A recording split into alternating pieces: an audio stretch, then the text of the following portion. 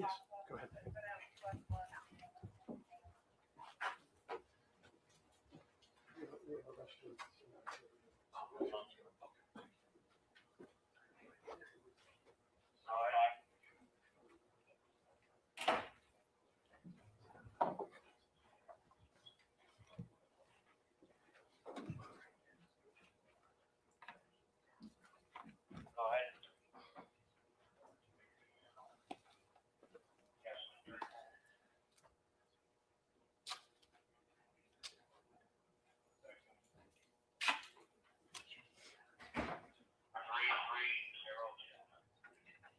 Hey girl, here we go.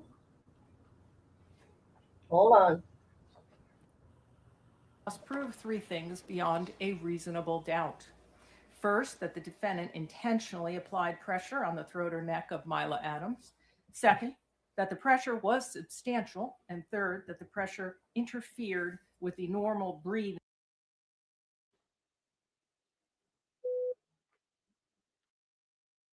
Testifying will be called in one at a time. All set? Yes, Your Honor. Okay. Thank you.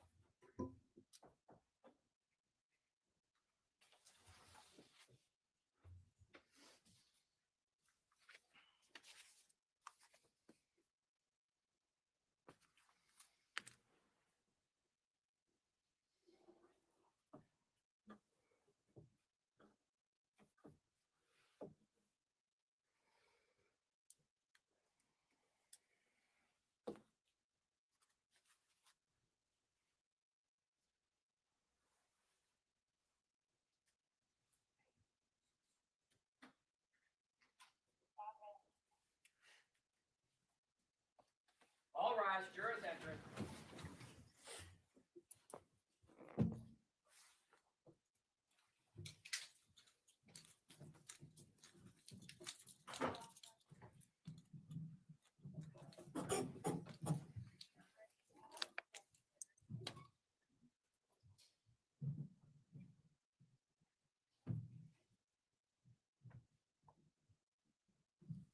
May be seated. All right, counsel are ready to proceed? Yes. All right, go ahead.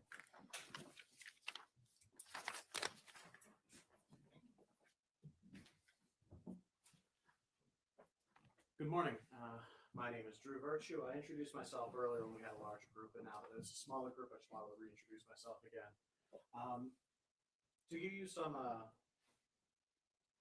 room to stand on here of parties and what they're doing.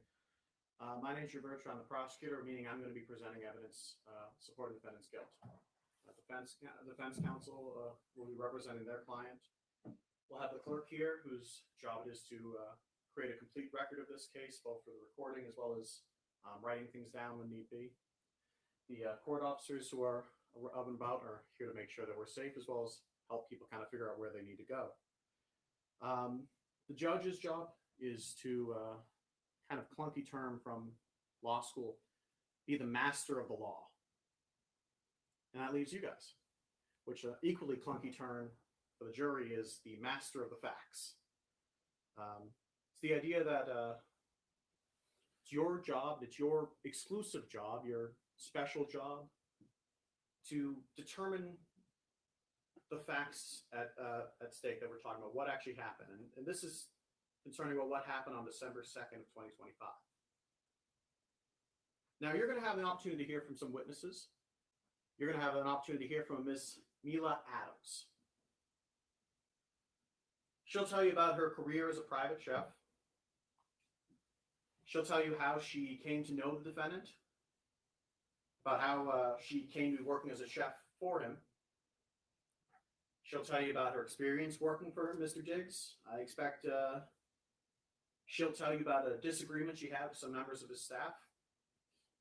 And then I expect that she'll tell you about what happened on December 2nd. And I remind you, it's your job here today to determine what happened on December 2nd. I expect Ms. Mila Adams, when she takes that stand, she'll tell you how she was texting with the defendant, her boss, Mr. Diggs. That on that text, they started arguing, they started name calling. I expect she'll tell you how she was in her bedroom at his house, how he entered her bedroom, walked up to her, and slapped her. I expect she's going to tell you how he put her in a headlock, the difficulty she had breathing, that he threw her on the bed, and then he left. I expect she's going to tell you then how that affected her, what she did after her, how she continued working for him afterwards, how she had a dispute with him over a payment, how his staff told her that she needed to sign a non-disclosure agreement to get paid. I expect she'll tell you that it wasn't until after this incident on December 2nd that anyone talked to her about a non-disclosure agreement. I expect for her to tell you how she eventually left that job as a chef, Mr. Diggs, and how she eventually reported what happened to her to the police. You also have an opportunity to hear from an officer from the Dedham Police, one Kenneth Ellis. He'll tell you about his training that he undertook in order to become an officer and how on December the 16th, Ms. Mila Adams came to the Dedham Police Station to talk to the police. He'll be able to tell you a bit about that encounter, what he saw, a little bit about that conversation, and ultimately how he chose to, how charges were filed against Mr. Diggs. Now, in this case, Mr. Diggs has no obligation to call any witnesses. He may choose not to call any witnesses, and you cannot hold that against him. But in the event that he does call witnesses, I ask that you give his witnesses the same care, the same attention, and the same scrutiny that you give to the Commonwealth's witnesses. It's part of your job as jurors, as the master of the facts, to listen to every witness, to pay attention, and to assess their credibility. In doing so, I ask that you keep two things in mind. One, what the witness had an opportunity to see or not to see. Whether the witness had an actual opportunity to witness the crime or just saw things in and around it. And two, what sort of financial relationship each witness had to Mr. Diggs. I imagine the defense may argue that Ms. Adams' financial dispute with Mr. Diggs is an important part of this case, and I'd say it is an important part of this case. But just in the same way that her financial relationship to Mr. Diggs is important, so is all the witnesses' financial relationship to Mr. Diggs. Now, at the conclusion of evidence, I'll have an opportunity to come back to you again. During that time, closing arguments, I'll ask you to come to a decision based on the evidence you heard. But right now, what I'm asking you is to not come to any decisions. Right now, your main job is to listen. It's to pay attention, to give every bit of evidence the attention and the scrutiny it deserves. And when I say every bit of evidence, I do mean every bit of evidence, because in cases like this, every bit of evidence is important. Thank you. Counsel, do you care to open? Thank you, Your Honor. Good afternoon, ladies and gentlemen. The assault the Commonwealth just described in their opening statement in only a few sentences. It never happened. Did not happen. There was no strangulation. There was no assault. There was no incident on December 2nd or any other day. There were 6 people in Mr. Diggs's home on December 2nd, and not one heard or saw anything out of the ordinary. The Commonwealth has no physical evidence. There are no medical records. There are no photos or videos showing any injuries. There are videos showing no injuries at all. Pay attention to where those came from. On December 16th, as the Commonwealth just said, Ms. Adams went to the police, and you will learn that after that, the very day the complaint issued in this case, December 29th, demands for money from Mr. Diggs began coming from Ms. Adams's agents. Starting the end of December on the 29th with over $19,000, and then most recent being a sum for quite a bit more. My name, again, is Andrew Kettlewell, and with my partner, Ms. Silva, we represent Stefon Diggs, who I'm actually going to ask to stand up for a moment. Mr. Diggs is a 33-year-old professional football player and businessman. He played for the New England Patriots last year. He's from Maryland. He's joined here with his mother. Thank you. You're going to learn, ladies and gentlemen, that December 2nd, 2025 was a day like any other for Stefon Diggs. He was in a good mood. The Patriots had played the night before. They'd won. He played well. He was going to head into work on December 2nd, just like any other day after a game, for treatment, film review, team meetings. And that night, on December 2nd, 2025, he and his closest friends were scheduled to fly to Miami, Florida. That was for the 1 week off he had during the season, the 1 week of vacation. It's called a bye week. During that day, after he went to work, friends began arriving at his house, folks who were also joining him on the trip to Miami. There were other people in his house. One of those people who I expect you're going to hear from is his assistant, Janelle Salas. You'll hear people refer to her as Sunny.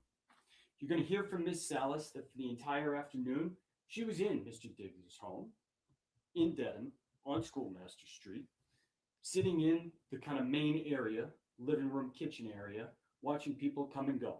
And she was getting things ready for the trip that night. Miss Adams, you're going to hear, was also in that house. She lived and worked in that house as Mr. Diggs' chef for the regular season.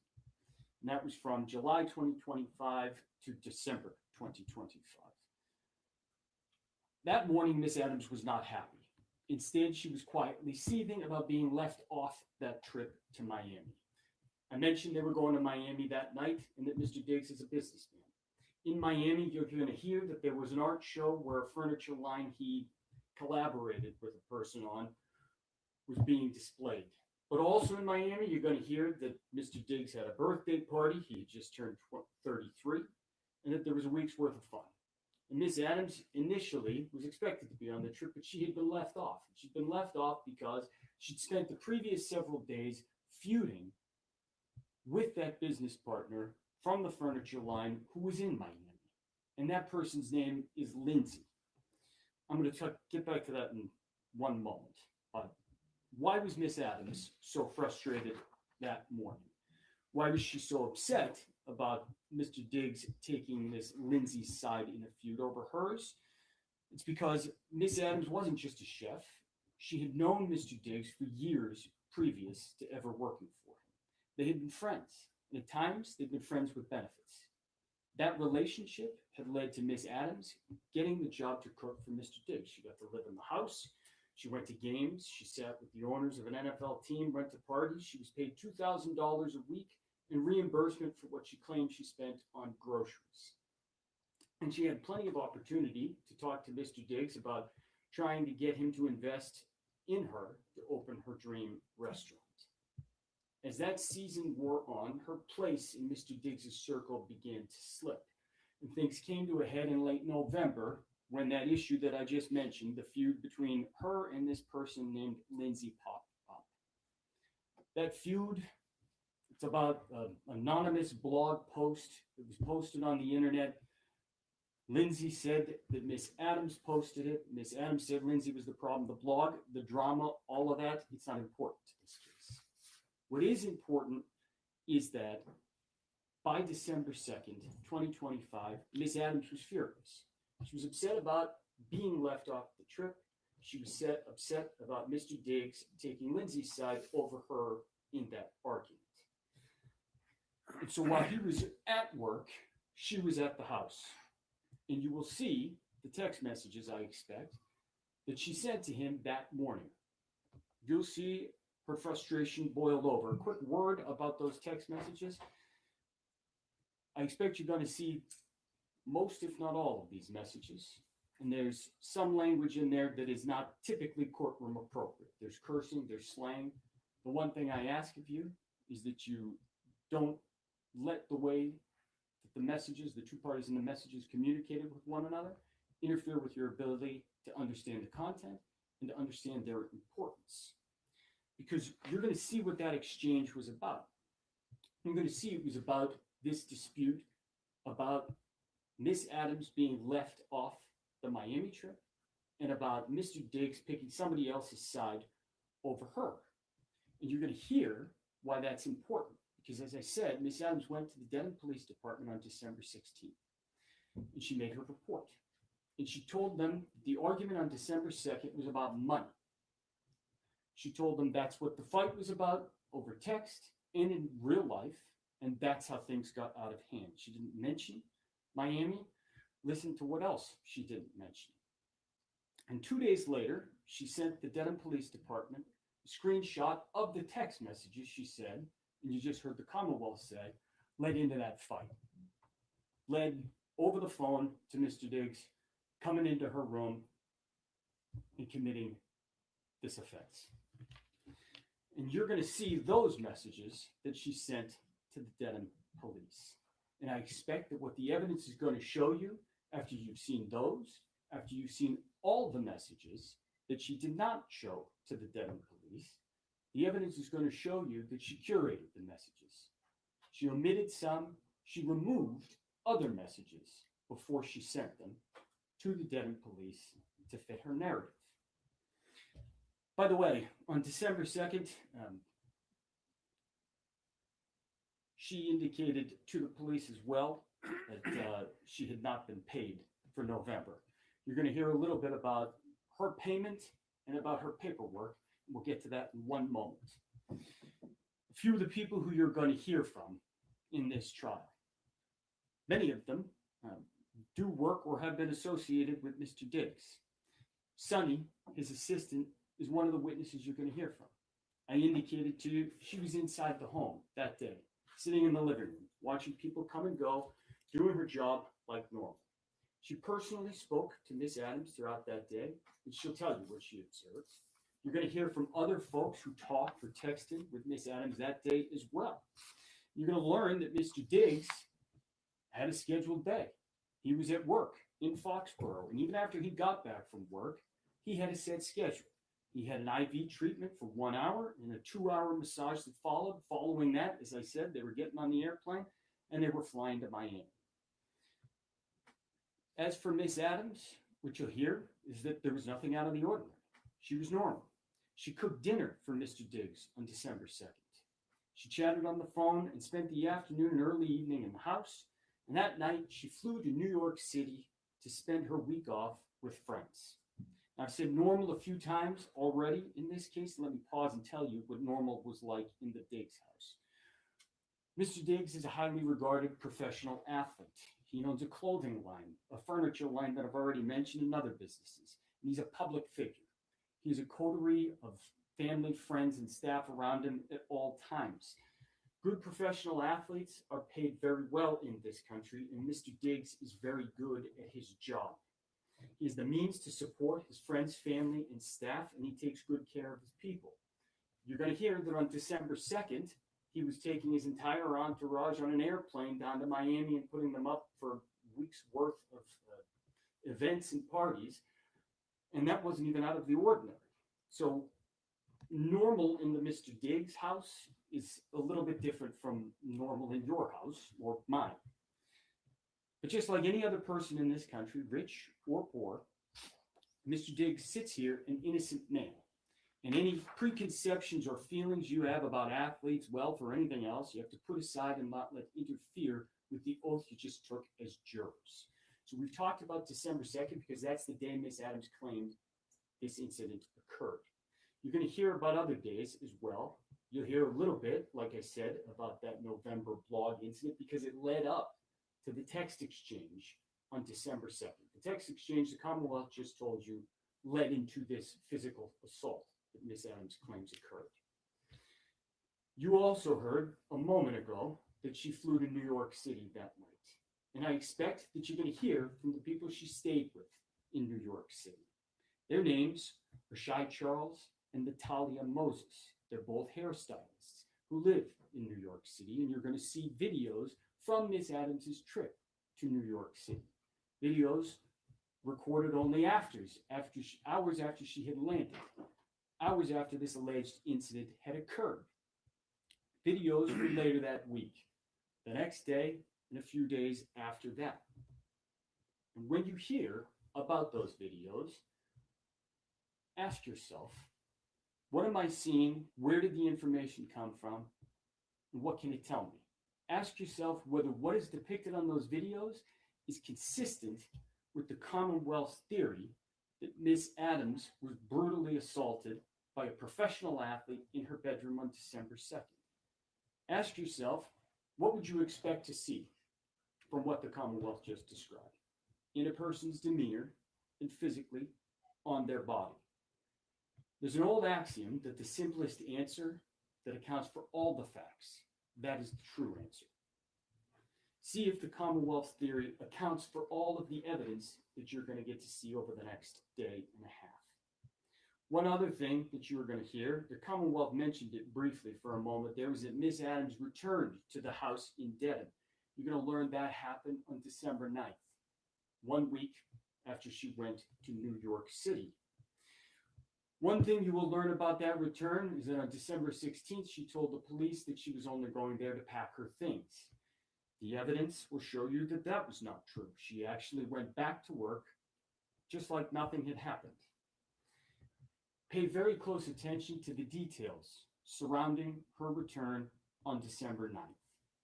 How she got there, what she was doing, what happened after she got back to the house in the middle of the night at about 11:30 p.m. and walked in unaccompanied. Listen for those details about what she did then and what happened after, and ask yourself whether it tends to corroborate the story the Commonwealth just told you, that she was violently assaulted and strangled on December 2nd, or whether it instead suggests that nothing happened on December 2nd. As I said, after Miss Adams got back to work on December 9th, she tried to pretend that things were fine. She tried to get back in Mr. Diggs's good graces to get him to forget about the text exchange back on December 2nd. But the damage, the argument they had on December 2nd was done, and she couldn't get back into his good graces. And even worse, she was now coming back and going to have to comply with the same rules that applied to everybody else. The Commonwealth already mentioned one of those. You're going to hear from Melissa Goddard, one of Mr. Diggs's bookkeepers who came up from Florida. She's going to tell you that she took over responsibility for Miss Adams's payment that fall, and that she found, because Miss Adams had had this previous relationship with Mr. Diggs, that she had never been onboarded as a normal contractor. She had never filled out any normal paperwork. And she told the assistant Sonny and Miss Adams that they needed to follow the normal procedures. Miss Adams needed to sign proper paperwork, including signing an NDA just like anybody else. And she needed to submit actual receipts for reimbursements, just like everybody else. And you're going to see that Miss Adams ignored those requests until she couldn't anymore. And that happened around December 13th.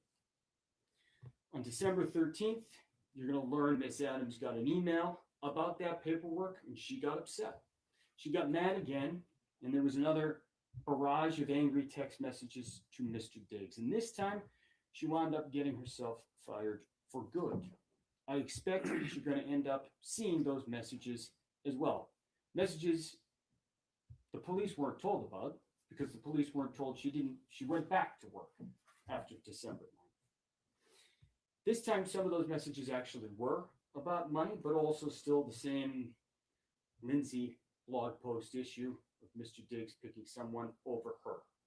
The end of this exchange on December 13th was more specific than December 2nd. Mr. Diggs sent $2,000 via Apple Pay that Ms. Adams claimed she owed, and told her she did not need to worry about cooking for him anymore.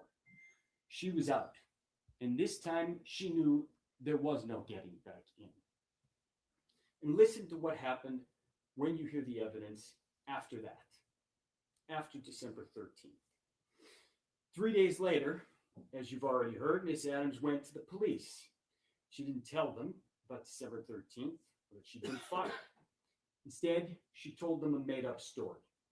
She was furious and she wanted Mr. Diggs to pay in every sense of that word. And what you will hear is that her demands for money, as I said, began on December 29th, the same day the criminal complaint issued in this case. You will also hear that as this case has gone on and public pressure has grown, that number has only gone up. And I will let her tell you what number she is now demanding from Mr. Diggs. Ladies and gentlemen, Mr. Diggs sits here an innocent man. That's the beauty of the American justice system. You heard a little bit about the way trial works. You heard that the burden is entirely on the Commonwealth to prove its case. Their burden, proof beyond a reasonable doubt, it's the highest burden in our system. And as Mr. Virtue mentioned, Mr. Diggs has no burden whatsoever. One thing Mr. Virtue and I agree on, be skeptical with every witness. And financial incentives certainly do play a role in this case. We will call witnesses. We do so to give you the fullest possible picture of what happened and what did not happen on December 2nd, to give you the clearest picture of the truth. But that does not mean that we have to prove a single thing. The Commonwealth bears the burden, and the burden never shifts. That's how our system works. That's the beauty of it. That when an innocent person like Mr. Diggs is charged with a crime they didn't commit, what can they do? They can do this. They look the Commonwealth right in the eye and they say, prove it. And that's exactly what Mr. Diggs has done. That's why you are here, ladies and gentlemen. That's what a trial is. Mr. Diggs has chosen to place his fate in your hands. You, ladies and gentlemen, are the most important part of our system. I thank you, and Mr. Diggs thanks you for being here and for your service. You are the only people who can and who must hold the government to its burden. And the way you do that, it's not fancy. It's by using your common sense, your life experience, tools you use every day of your life to weigh credibility and to make decisions. And our system depends on that. You are the judges of credibility. And so I ask that you listen carefully, you should keep your full attention while you're here, and that you remember that the simplest answer that accounts for all the facts is the true answer. One of the worst things that a person can go through is to be charged with a crime that they didn't commit, especially in a situation like this one, where the charge hinges entirely on the word of a single person, and that person has millions of reasons to lie. So let's have a trial. And at the end of it, at the end of all the evidence, after you have heard it, I'm going to have the opportunity to come back and discuss the evidence as well. And at that time, I'm going to ask you to deliver what I expect will be the only true and just verdict in this case. And I can tell you right now that that will be to find Stefon Diggs not guilty. Thank you. Thank you, counsel.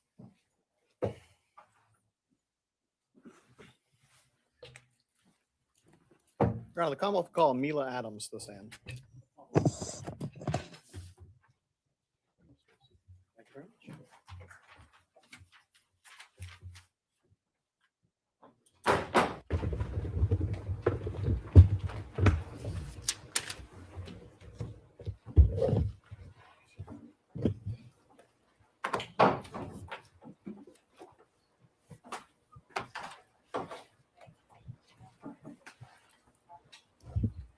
Thank you very much. Please raise your right hand. You solemnly swear the testimony you're about to give in this hearing shall be the truth, the whole truth, and nothing but the truth, so help you God. May I inquire? You may. Good afternoon. Good afternoon. Could you please state your name and spell your last name for the record? Jamila, Jamila, Adams, ADAMS. And do you normally go by Jamila or I go by Mila. Mila? Okay. And what do you do for a living? I am a professional chef. I have been working in the industry for 13 years. So you're a professional chef. Do you work in kitchens and? I work privately for athletes, prominent figures, and wealthy families. So you're a private. Is there a difference between a private chef and personal chef? Are those the same things, or? It's pretty much the same thing. And how long do you say you've been a private chef? 13 years. 13 years. And what sort of training did you take to become a chef? I went to school for clinical psychology, so I have a degree in psychology. But I followed my passion in cooking because I grew up in the South and we cook. So I did some training in France and also Italy. And kind of very generally, what does a private chef do? We provide daily meals for our clients. So that would be breakfast, lunch, dinner, snacks. It's typically a live-in situation. So readily available to them, kind of like 24 hours a day. So I would say it's based on clients' needs. So And each client would, whatever your health goals were or health issues were, I will help you get better. so you mentioned a little bit about what kind of clientele have you worked for? Athletes, entertainers, And without naming names, what kind of athletes or entertainers do you mean? singers, football players, basketball players, baseball players, And are these professionals? very professional. How much do you make in that job? It ranges depending on the needs they need from me. If it's a full-time live-in, it can range from anywhere $5,300 a week to $10,000. Turning your attention now to a Mr. Stefon Diggs. Do you know Mr. Stefon Diggs? Yes, And how do you know him? I've known Stefon Diggs for over 4.5 years. And how'd you meet him? We met in December 22 through an Instagram message. He first wanted me to cook for him. And do you see him in the courtroom today? Yes. And could you identify him through? I see you're pointing at someone, but can you describe him just because we have to have everything on the record? You describe him either clothing he's wearing or hairstyle, anything like that? A blue shirt and blue tie and blue suit. Your Honor, may the record reflect that this witness has identified the defendant as Mr. Stefon Diggs. It will reflect the identification. Thank you. Over those 4 or so years, how would you characterize your relationship with Mr. Diggs? I would say it's complicated.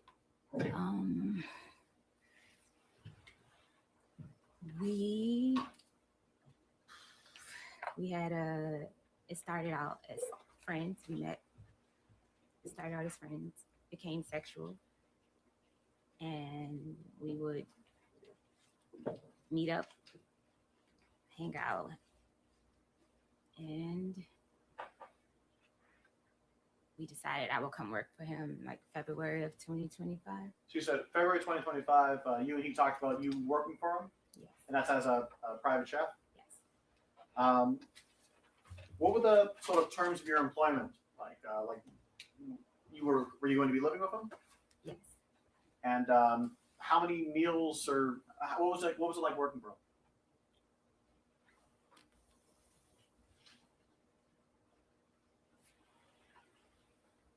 Can you say that again? Yeah, yes. So as far as your employment goes, what were your duties working as a Mr. Diggs private chef? My duties were to make all his meals, his snacks, basically get him healthy. That was the start of our initially hiring me. He was coming back. It was his comeback year. And I wanted to help him get healthy, to eat better too. So how does it? Do you create a menu? Does he just tell you what he wants? Do you? I'm skilled with recovery, so I knew what it would take to get him, help him get healthy and stay healthy. To help him change his diet. So it was more so like diet change would be the focus, and just overall help. And did you would you cook just for him or for other people as well? Yes, I will cook for whoever was in the house. And I know you mentioned earlier your breakfast. Is that the sort of standard? Was it every day breakfast, lunch, dinner, and then? Yes, breakfast, lunch, dinner, snacks. And how much did you get paid for this? We agreed on $2,000 a week. And how did you get paid? Finance office would pay me. So you said that you, while this was staying in the house, in his house, right? Yes. Where was this house? 7 Schoolmasters Lane, In what town? Dedham. And could you describe this house? What was it? It was a single family home. What was it? Was it an apartment? Was it? Oh, it was a single family home's house. And how many floors was it? Basement, middle floor, a landing, and then top floor. So 3 floors. And so, where was the kitchen? The kitchen was downstairs on the floor you come into the house on. So the first floor. And that's where you did your chefing, cooking, baking. I don't know. Yes, where I did my cooking. Yes. Yes. And where did you stay in that house? I stayed on the top floor. And where was it in the house? It was up the landing all the way to the back, and it was over the kitchen. And was this a single bedroom that you had? Was it a suite? What was it? A single bedroom with a full bathroom. With a full bathroom. Was the bathroom off of the bedroom? It's the bedroom, and then you walk back into the bathroom. So It was in my room. Okay, so the entrance to the bathroom wasn't in the hallway; it was in the bedroom. Yes. Okay. And where was Mr. Diggs? Where was his bedroom? Up the first landing. Okay, so you said that there was the floor you come in on, a landing, and then Mr. Diggs' room. Mr. Diggs was on the landing. Yes. How long were you there in that house? From July 2025, July 20th, 21st. I can't remember the exact date right now. To December the 15th. And during that time, who was at the house with you? Mr. Diggs, his friends. Did he have other staff that lived there, or was it just? No, I was just living there. He had friends that basically lived there. Okay.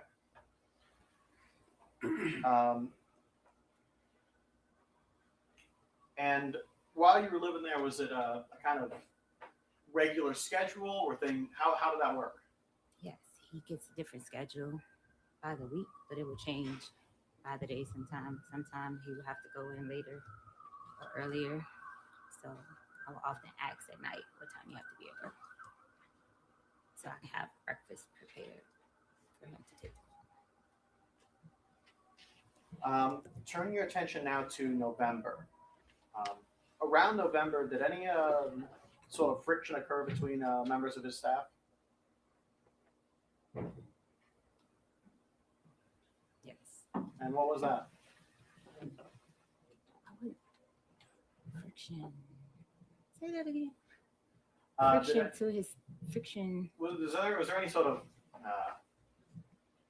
maybe I should say this. What, if anything, happened near the end of November? Yes.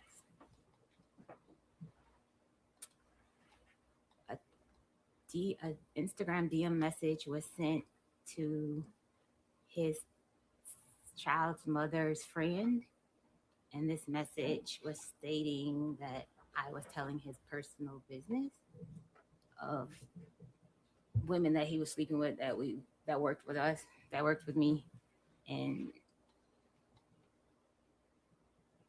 yeah. And so- as far as I can remember what that message said. And So how did this create friction within the people working for Mr. Diggs? I was confronted by Mr. Diggs if I said these things, but it had already been Mr. Diggs had a ongoing sexual relationship with Lindsay Bolin, And this person, she didn't like me, that fact that I was in the house. So you mentioned Lindsay Bolton. Who's that person? Lindsay Boland, it works for Mr. Dix. And how? Like, what does she do? I can't quite answer it. I just know he provides housing, So taser. she's someone I who don't works know. for him. Yeah, she works for him. And so you and Lindsay get into any sort of argument, you mean, or? We didn't get in. We got in an argument after Mr. Dix confronted me. She sent me a message first, per his instruction, and called me a name. Excuse my language, guys. A bitch, and she just went on and on and on in this message about me. Objection, Your Honor. Maybe we heard it side by. Yeah.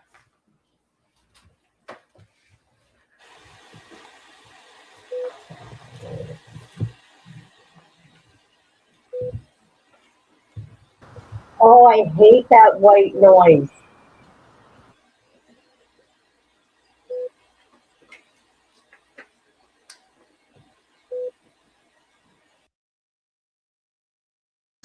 I believe her. Yes, I do. I don't know what you guys think, but I believe her. He thinks and shit don't stink, and he always looks angry. Okay, and his track record tells you otherwise. Okay, okay. Text messages. There's that, and I don't care for his attorney. I know he's doing his job, but oh my God, he laid out the whole case during opening statements. Oh my God, he lost me. However, unfortunately, I have a feeling that he's going to win. You said the whole staff. I wasn't finished on that last question. That's fine, but I'm asking questions now. Okay. So at some point, members of the staff were supposed to go down to Miami, right? Yes. When you said the whole staff, how many people was this? His assistant, myself, and his friends. Who was in? And did you end up going down to Miami? No. And why is that?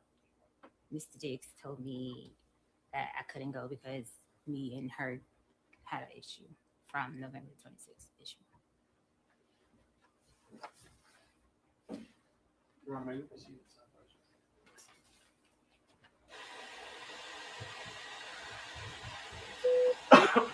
Oh, this is good. This is getting good.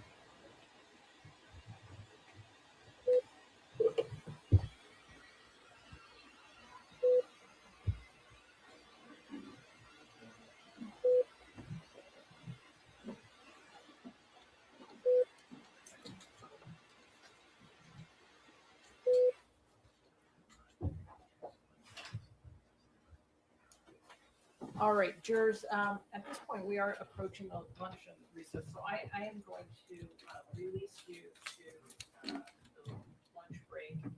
We will resume in about an hour, just about 5 to 2. I want to remind you that you are not to discuss this case with anyone, not on social media, not even amongst yourselves, no family, friends, nothing about this case is to be discussed while this matter is still pending. Instructed earlier in the morning about that. I want to remind you as well now, and you should have your lunch waiting for you. All right, jurors can step down this way, please.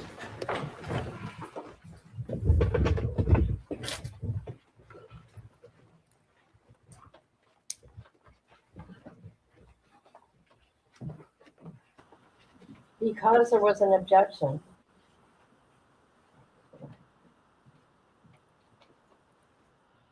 Okay, so there's that. Boy, okay. My God. Yeah, thanks to his team.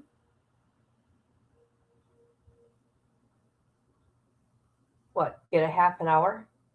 That's it? That's all we get? I mean, that's stupid. Just saying. Okay. You guys, I just did a video and I did it wrong. But guys, guys, let me show you. I don't know if you've seen it or not, but actually, this is in the early 2000s. Okay, all right. But why did I put the 90s? I don't know. Look at this hot mama. I'm telling you, I had it going on back then.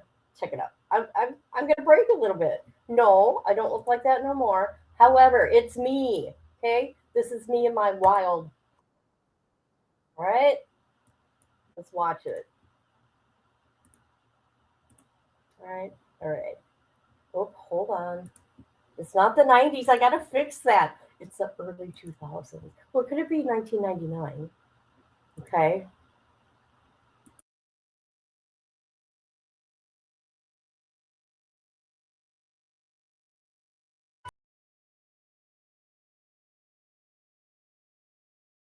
That's right. That just happened, people.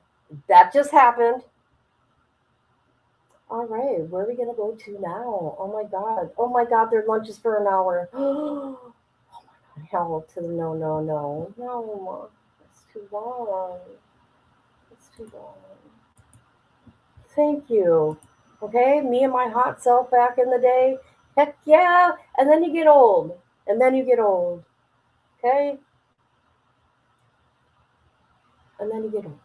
And stress takes you places. Okay? But thank you. Thank you. I put the wrong date, so but that's okay. That's okay. It's close. Close enough. All right, so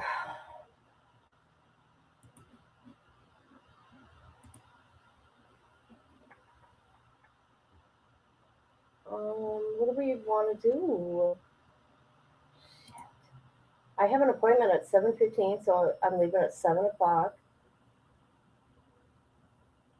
That's tonight to get my hair trimmed, just to trim. That's it. That's it. Hold on a minute. I want to see how long they've been on lunch break. Cool. They should be back in like 15 minutes, guys. Let me see. Let me see. Yep. They're going to be back in like 10 minutes. 10 minutes. What should we do for 10 minutes? Anybody? Anybody? Would anybody like to respond? Anybody?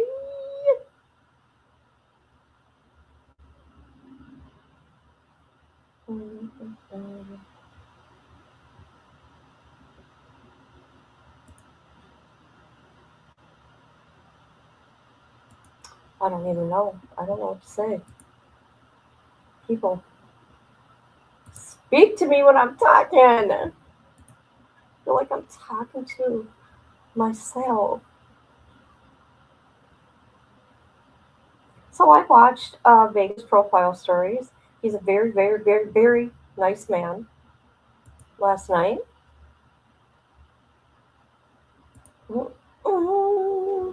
Okay, we only got 10 minutes. All we got is 10 minutes to go, and they're going to be back because I started us late on opening statements intentionally because I have a problem with breaks. No, I've been talking. I've been talking for the last 10 minutes. And nobody was responding. So I'm like, why? Why? So, anyways. Oh, how dare you. You guys know who a VPS is? It's this guy right here. It was so funny. I went into his chat because I watch him and stuff. Okay. He's in the prison genre, as you would call it. Okay, but he does all sorts of things. I mean, look at he done the Whitakers, man. Okay, and it's like it's nice to hear other people's perspective on things. But it was so funny. I said hi, and then I said hi to chat. And one of his mods, they blocked me. One of his mods blocked me. And VPS had to tell them, she's not a troll. But I'm like, what am I getting blocked for? I thought it was funny. Okay? I thought it was funny. Anyways, check them out. There's a video though. Where is it? Right here. About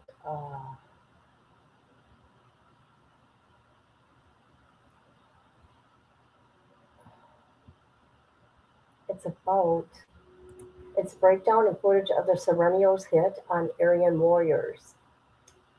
Okay, at a prison. I mean, if you are into that kind of stuff, I am, right? But I just thought I'd share that. Yes, they blocked me, but they unblocked me because it was an accident. They thought it was somebody else. Is there another kid? I'm just ready to go by my first name, actually.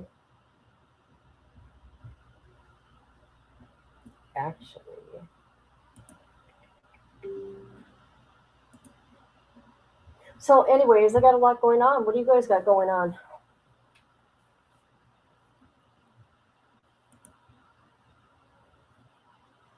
Yeah.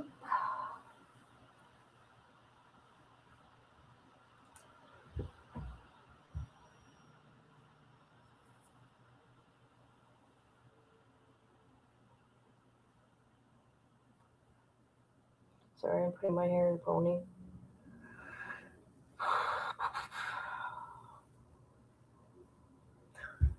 Although, I seen those pictures of me and I'm like, oh my God. Oh my God, the good old days. The best years of my life. No, you stay going back, kid. I'm just cleaning today after what I already told you. This is what I'm doing. Too many damn freaks out there. Yeah, but yeah. So, this is what I'm doing. I'm doing this right here.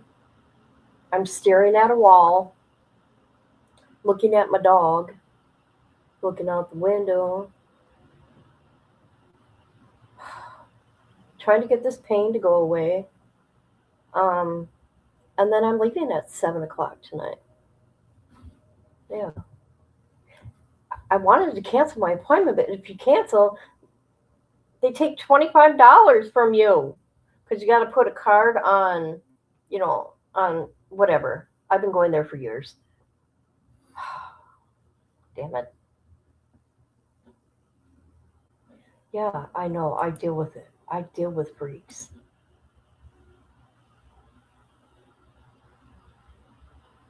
Yeah.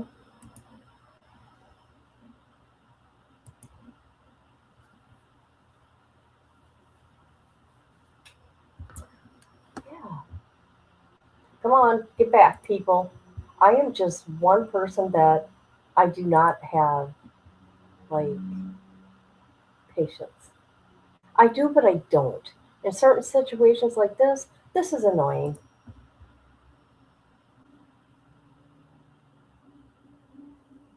Okay, they should be coming any minute, actually. Oh no, 4 minutes. We got 4 minutes and counting.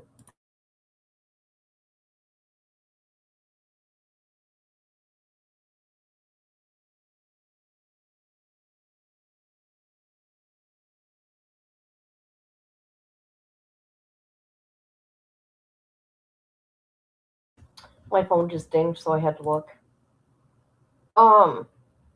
So you know what I should have did, and I forgot. I should have emailed that doctor and had a conversation with her. That's what I should have done.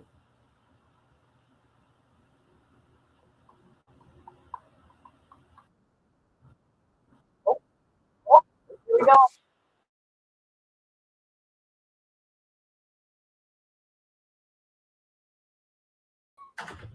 That's the video or the screenshot? Oh, okay.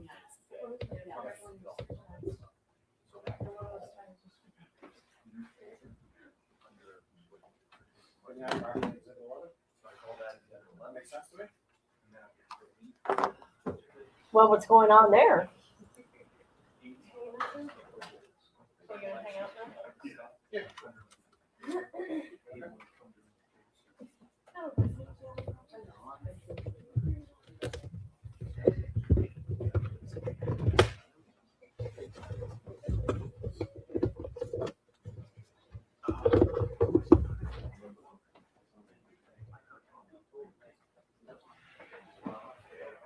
Thank you. So that you're opening. There you go.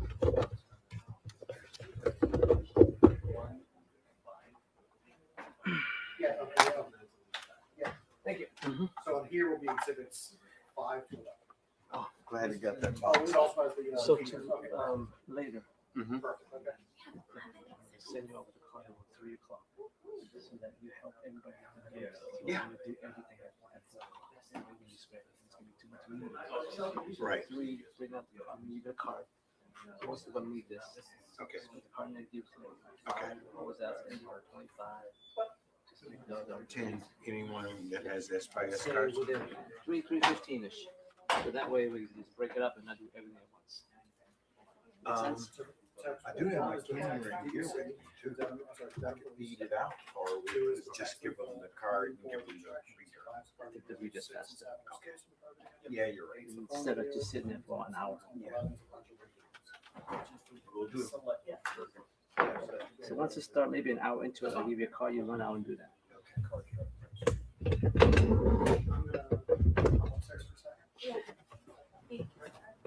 What is going on? Justify you being here. I guess they're all just having a conversation. Can't they be muted? This is annoying. Hold on a minute. I'll just leave it like this for now. And we can watch. Hello, barn dog. How are you?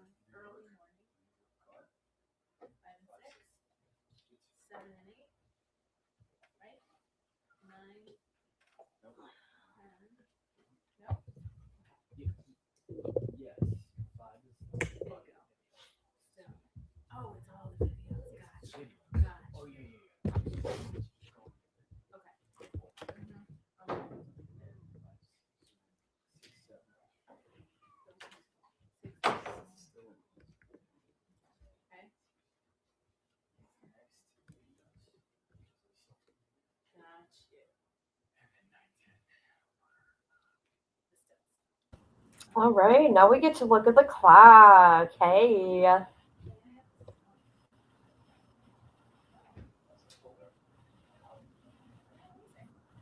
Which one? The other guy? These are mine. We moved some stuff. These are mine.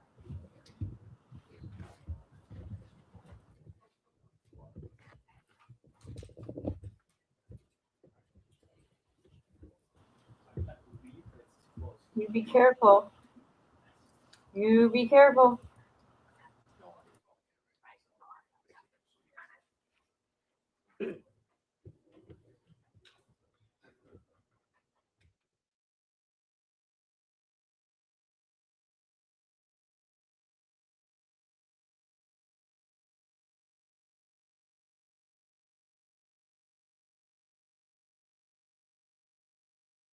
Oh, now they mute it?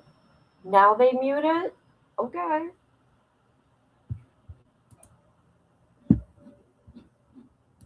I gotta change the title on the video because I don't want to deceive people, right? Hold on, I gotta change the title. Sorry. Sorry, people, I gotta change it.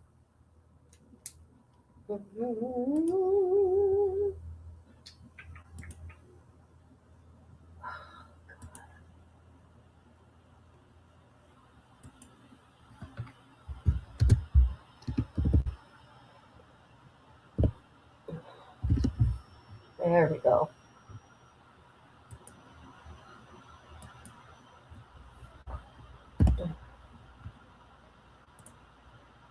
right. There's that.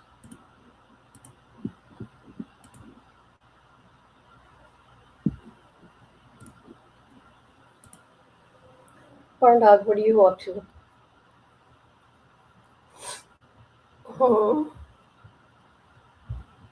Amber's driving. Misty's working. Patty's cleaning. Oh, I bet you're working. You're working. Ooh! I almost ended stream. Oops.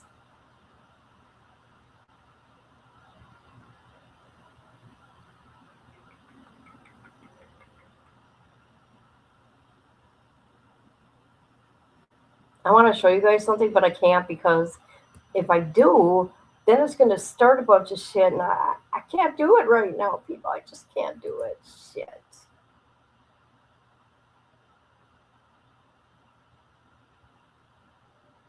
I mean, are you sitting down? Okay, good.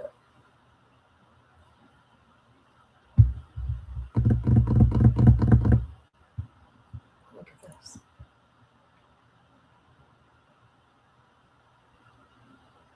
Okay, it's been over an hour, people. It's been an hour and 53 seconds. Get on. Get it together.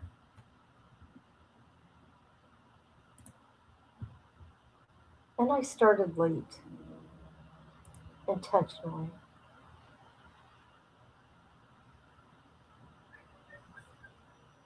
Oh, I got to plug in my phone.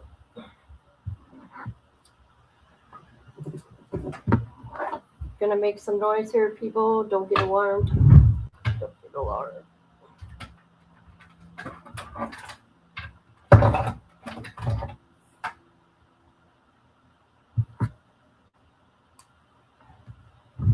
Whoa. Whoa. Sorry.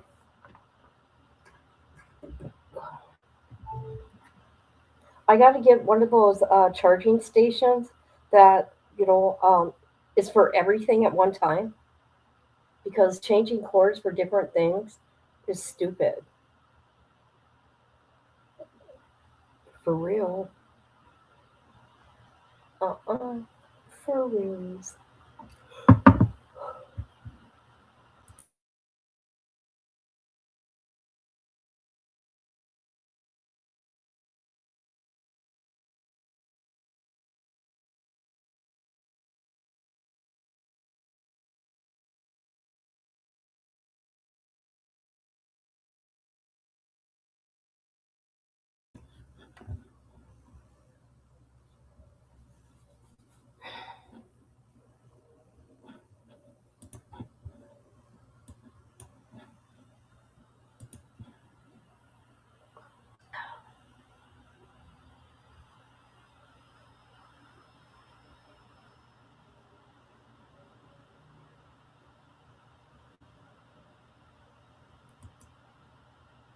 I'm reading these people's comments here.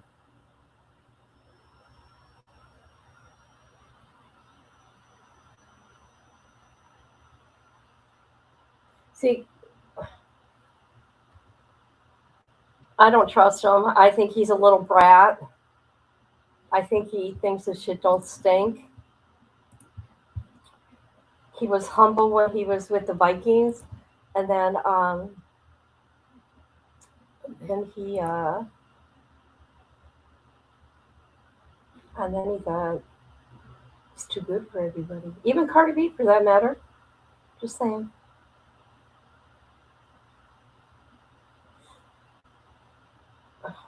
Look at these people are arguing. Why are you arguing with an avatar, people?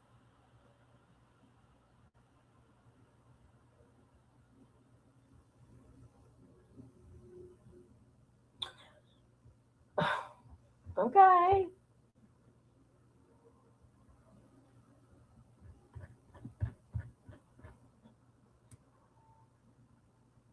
Nala.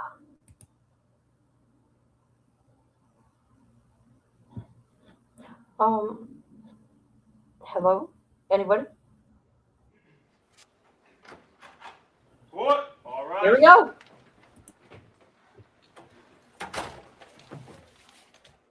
Ms. Autumn Coleman's back in session. May be seated. All right, we're ready for the jurors. Thank you. Okay.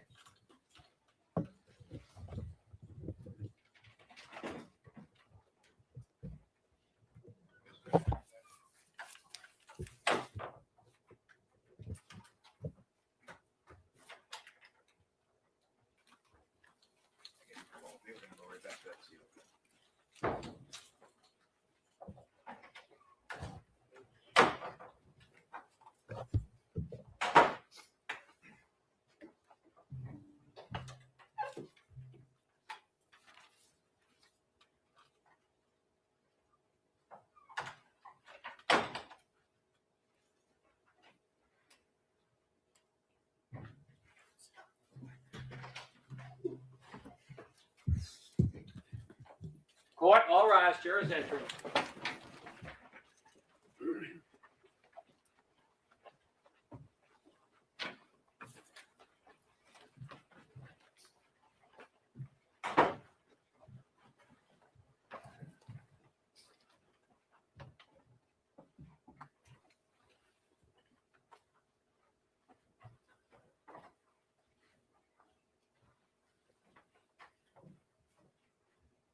May be seated. All right, Ms. Adams, before we proceed, I'm going to ask you to do your best to testify your voice out. All right, we need to make sure that the person in the last row hears you. All right, Yes. thank you. Kamala, go ahead. Thank you, Your Honor.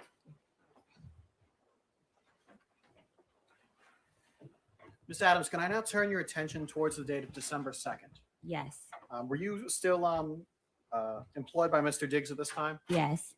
And where were you on December 2nd? I was in the house. 7 schoolmasters. Gotcha. And that day, what were you doing that day? I woke up in the morning, prepared breakfast. Mr. Diggs came downstairs.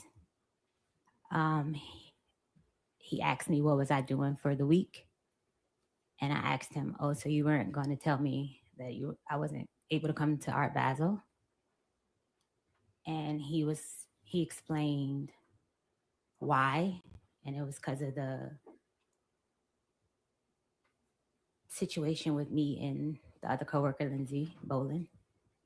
And I was upset with him, not upset at the fact I couldn't go to Art Basel. Me and him have a relationship for over 4.5 years. He could have told me weeks ahead of time, because me and his girlfriend, Cardi B, we were talking about having like outfits and stuff. It was like a whole thing being planned, and he just waited till the last day. So I was more upset with him not letting me know I wasn't going to come like at an earlier time. And at some point during this day, were you alone in your bedroom? Yes. And do you know around when this was? It was in the, like around 3 afternoon, 3-ish. When you're in your bedroom by yourself, what, if anything, were you doing? I was sitting on the bed, laying across the bed. I had my laptop, reading a cookbook, actually. And were you communicating with any people at this point? I received a text from Anna, was one of his friends. Did you receive any text or send any text to Mr. Diggs? No, the morning text that was in the morning. We had went back and forth. So you had some previous texts in the morning. Yes. So you're in the bedroom. What happens next? I was in the bedroom. Mr. Diggs came into my room. I was laying across the bed. He came into my room. When you were in the bedroom, was the door closed? Yes, the door was closed. So when he came in, did he open the door? Yes, he opened the door. Did he leave it open after him? No, he closed the door behind him. And you said you were on the bed? Yes, I was laying across the bed. About how far away were you from the door? About 4 or 5 feet, something like that. So he comes in, closes the door behind him. What happens next? He asked me to come here. He walked across the room and like leaned back on the dresser. Okay, and just to give a kind of a sense, where's the dresser in the room in relation to like the door and? Across the room, alongside the bathroom door. Okay, so about how far away from the front door is the dresser? What, 8 feet? I don't know them. a nice amount of feet.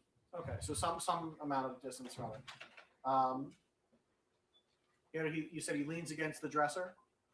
Yes, Or are you still on the bed at this point? I'm still in bed. What happens? He comes in. He looks very angry. He was upset from the text exchange we were having. And in that text exchange, he was calling me bitches, and he was just very upset. But what happened in that room? He came in and he with intent to hurt me. No. What? Not his intent or anything. What actually happened? He was leaning against the dresser. He asked me to get up to come here. I got up off the bed and I came across to him and I stood in front of him, like I stood on the side of him because he was leaning back. I stood on the side of him and he was like, "What was all that shit you was talking?" And then what happened? And I was beginning to say, "You said," and I couldn't finish my statement and he smacked me. So when you say he smacked He you, smacked me with an open hand. do you know which hand he used? Right hand, right side of my Do you know face. which part of your face got hit? The right side of my face. And I know you're putting your hand against your cheek. Is it your cheek that got It was struck? my cheek that got hit. About how far away from you were you from him when that happened? I was at the end of the dresser. And where was he? He was on the, like in front of the other side of the dresser. So about how much space was in between you?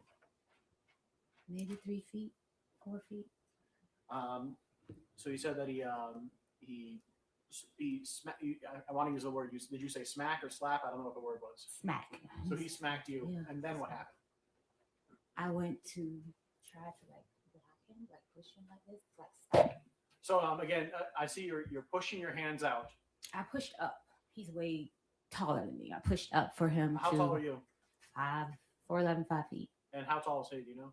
6 feet, 6'1". So you pushed out and you made a motion with your hands. So does that mean you pushed with your hands Yes, around what, like his stomach, his chest, his shoulders? up to block his hands. Okay. And then what happened? And then he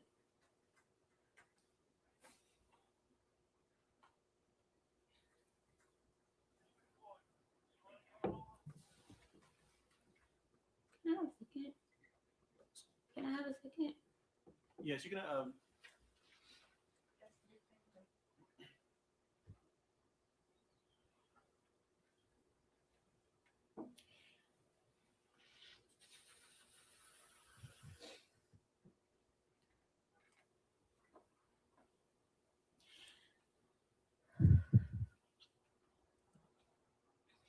Right. When I went up to push his hand, like block him, like block him, he took his arm and he like came around my neck with the grip of his elbow around my neck, and he began to choke me, pressure on my neck with his elbow. So you said you pushed against him, and then he put his arm around your neck.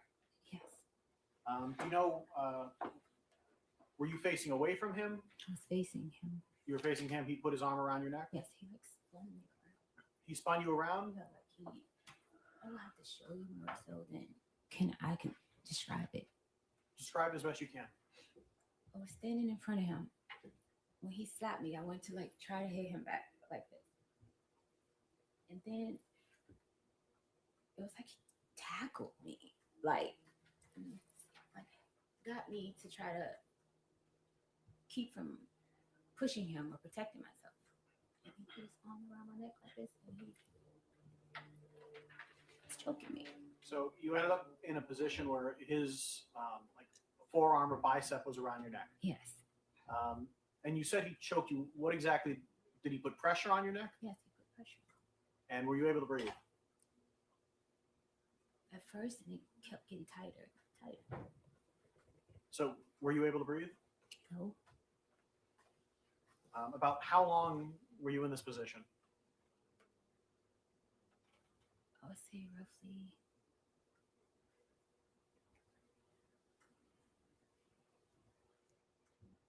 I can't recall the amount of time. I just know it went from the edge where we were in front of the dresser to the side of the bed to him falling on top of me on the bed. So about how far of a distance is that? About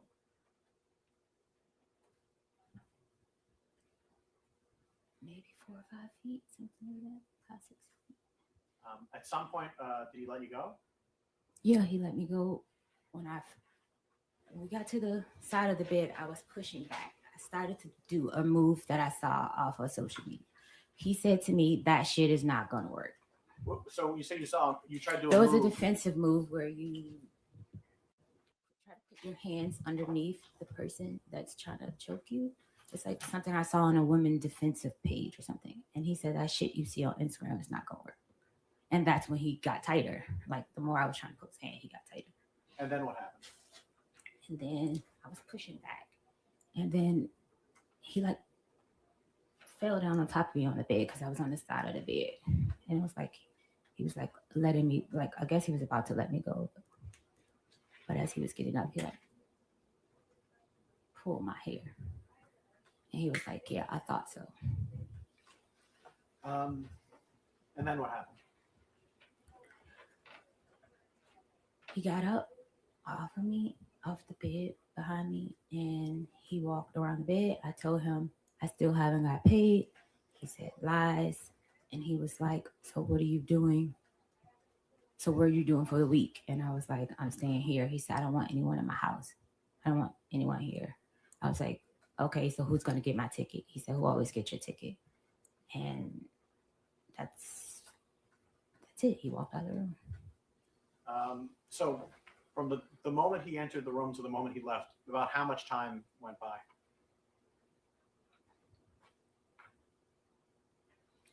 My last text to Anna was probably like 3:30 something. I text Sunny at 4:11.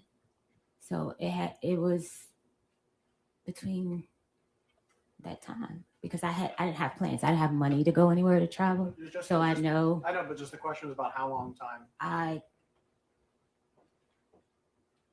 It was just in between that time. I can't say exact, but I know it's before 4:11. So is that 10 minutes, 20 minutes, 5 minutes? He was in the room probably maybe 10 minutes, 15. Sure. When he left the room, what happened next? I looked down at my pants. I had peed my pants, and I had just came off my cycle, and I was bleeding really bad again.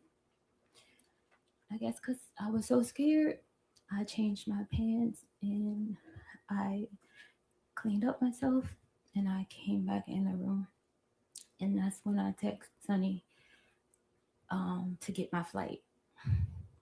And where was that flight to? Atlanta.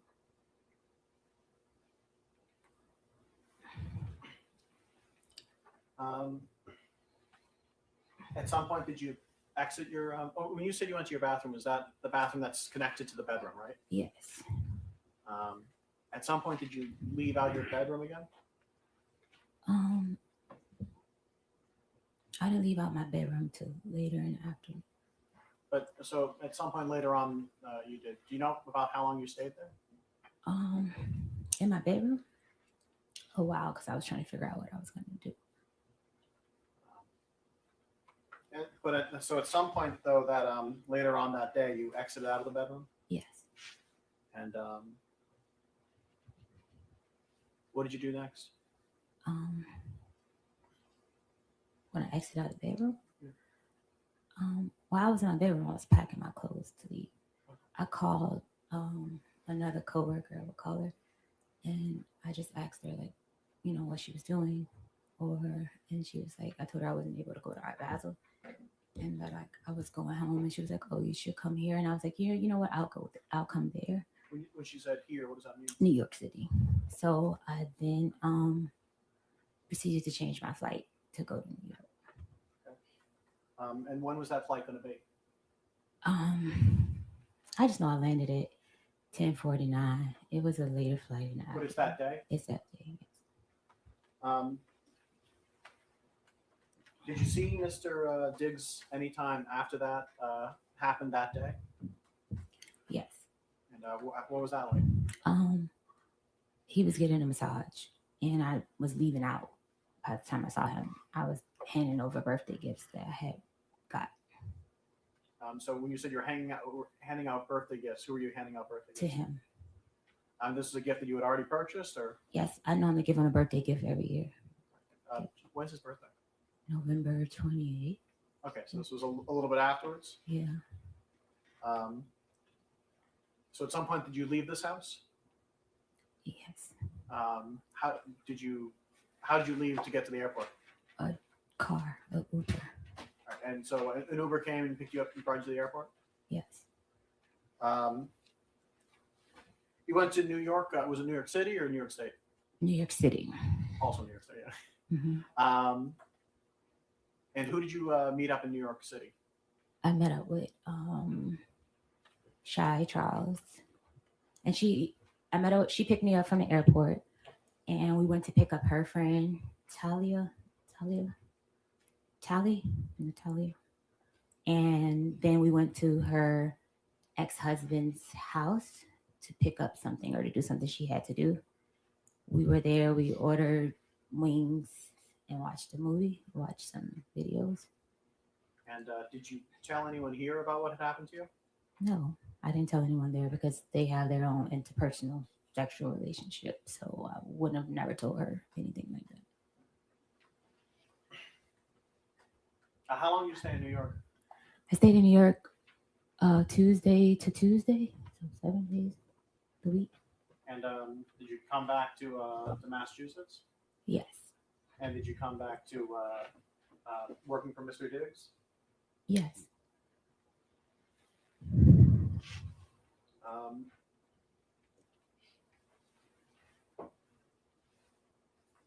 At some point, and I know this was a little bit before, maybe a little bit afterwards, but at some point were you talking to Mr. Diggs about money you felt he owed you? It was past wages. Okay. Yes. When did you first start? When did you first bring that up with him? During the week of Art Basel. I want to say like maybe the 5th or 6th. Of December? Yes. Okay. And so you felt that he owed you some money from wages that weren't paid. Is that what you're saying? I wasn't paid for the time of the month. Like I hadn't been paid for the weeks that I put in at that time.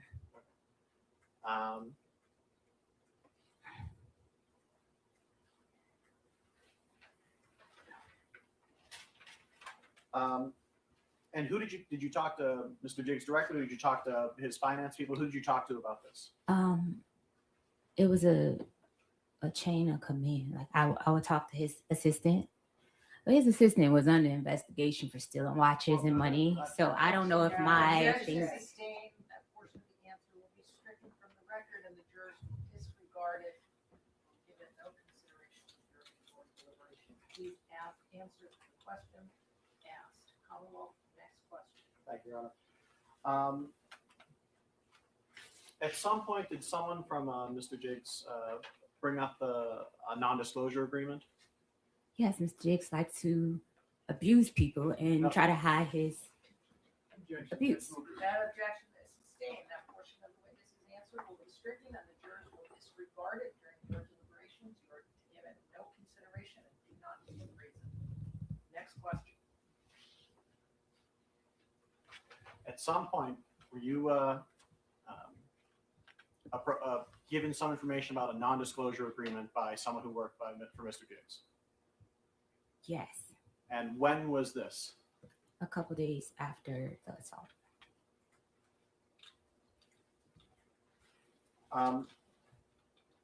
At some point, did you stop working for Mr. Diggs? At what? At some point, did you stop working for Mr. Diggs? I didn't stop working for Mr. Diggs until my last day in the house. I would say was the 16th. So yeah, some point. So December 16th. Okay. At some point, did you report any of this to the Dedham police? Yes. And when was that? The Tuesday. Do you know the actual day, or just that it was a Tuesday? I left on the 15th. I left his house on the 15th. I reported on that 16th.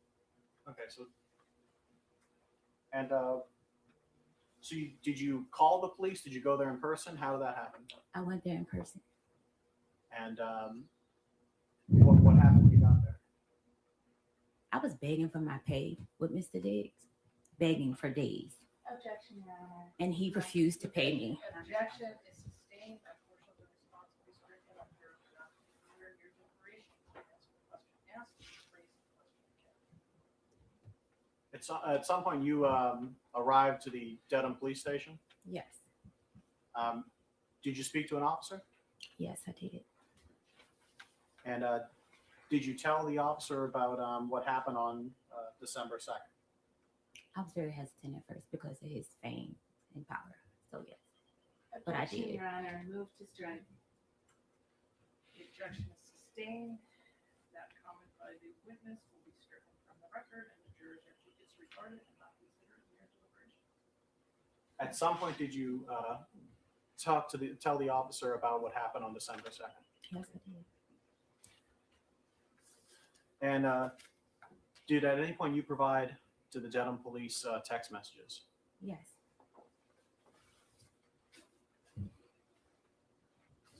Your Honor, may I approach?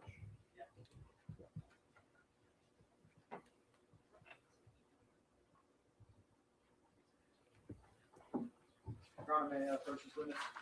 Approaching of what was previously marked as Exhibit 1, I'm placing something in front of you. If you could take a look at that, and when you're done looking at that, look back up at me.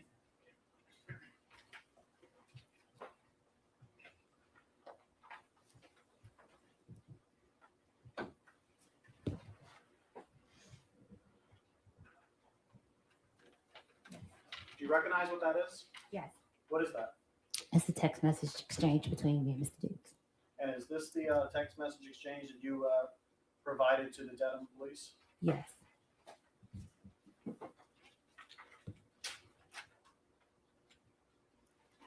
I deleted messages because making a report to the police in my previous abusive relationship, Objection, me. Your Honor. Hey, Sam. Stop. That part of the answer is stricken from the record. Jurors will disregard it. Now, please answer the question that is put to you. And if you don't understand it, you can have it restated for you. Counsel at sidebar.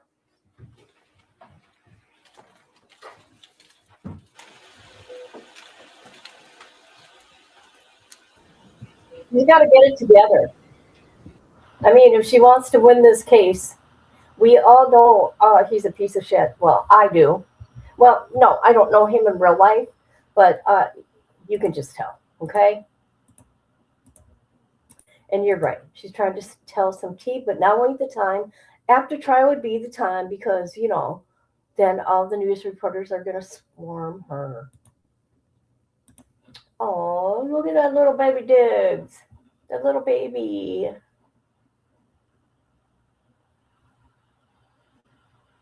Yeah, don't look at the camera. Don't look at her. Look at. He's trying to hold in. He's pissed, you guys. Look at him. He's mad.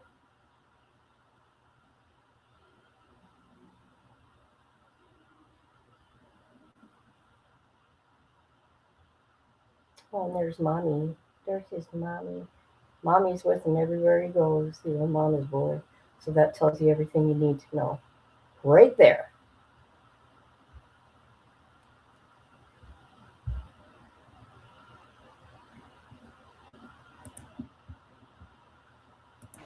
Turning your attention to what is marked as Exhibit 2, do you recognize what this is? You can look through it. There's a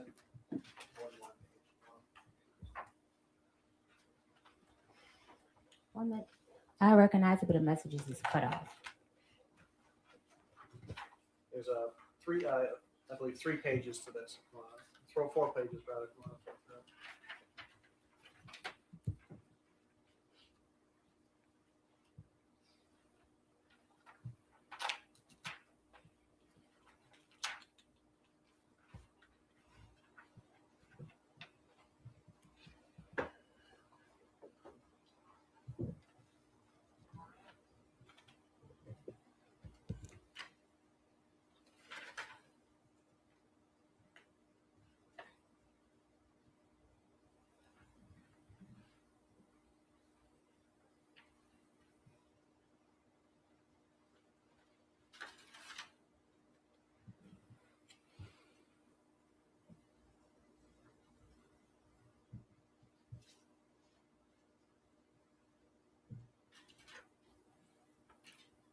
Yes.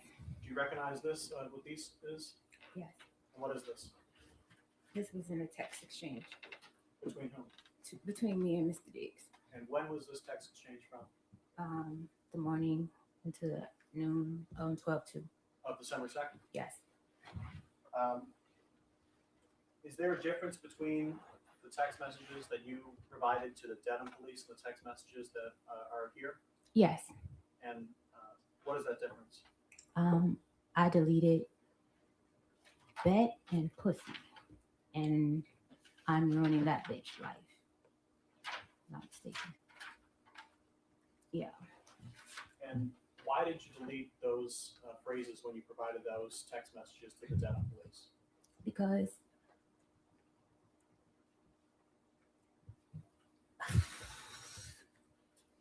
when I was abused in my previous relationship, when I would say things, The objection is sustained. he would.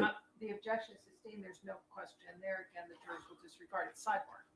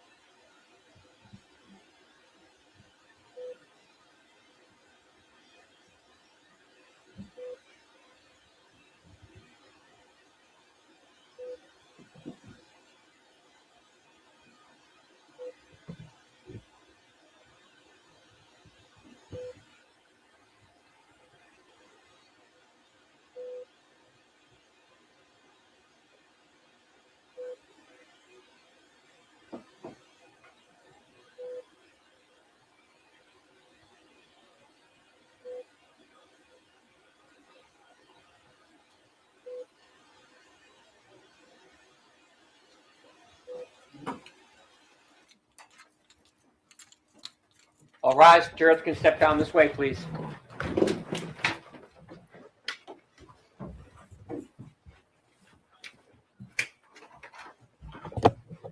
Oh, here we go. Now what? No, I was talking about you, VPS. Researching your new story. Right on. How has Jurors a? have exited. This court stands at a recess. Oh, of course. Thank you. Okay. Her attorney. Hold on.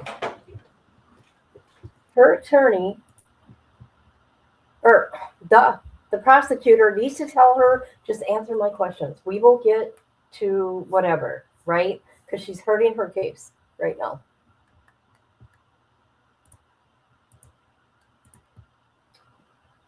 Is that for me? Am I too loud? Am I too loud there? Patty. Patty. Am I too loud, Patty? Patty, do you want to play a game? I want to play a game. Ha ha ha ha ha. How about that?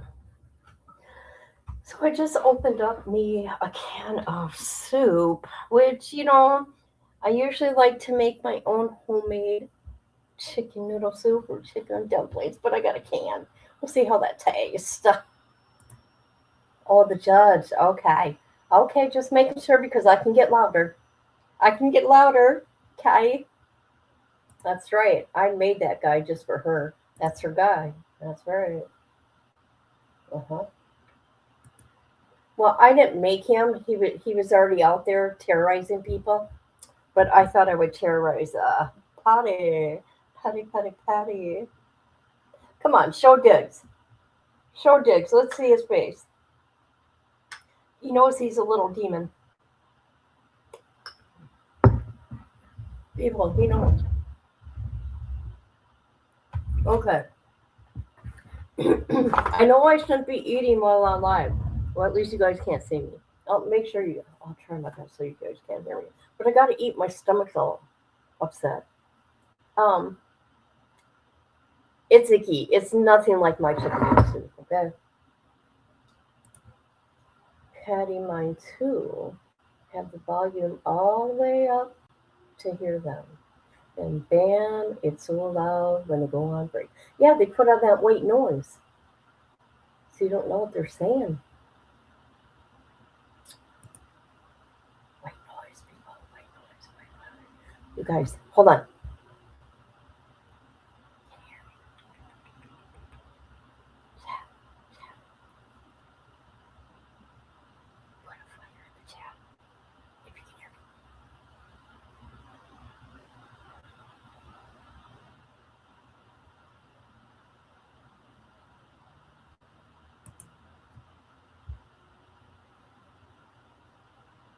Chat, put a fire in the chat if you can hear me.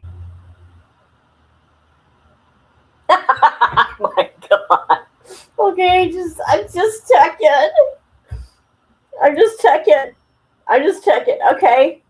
All right. And you you laugh. You laugh instead. Well, you know what? So did I. So here we go. Fire in the chat. Fire in the chat. That's right. That's right. I was trying to do some ASMR shit, people. Sure was. Because you know what? I don't know how to work a mic.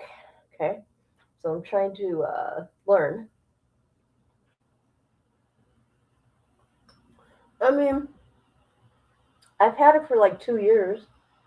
Don't even know how to use it.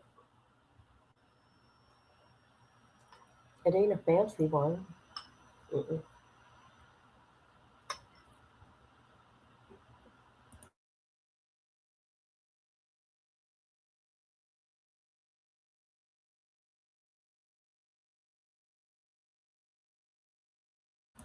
Hey, I see Amber's home now.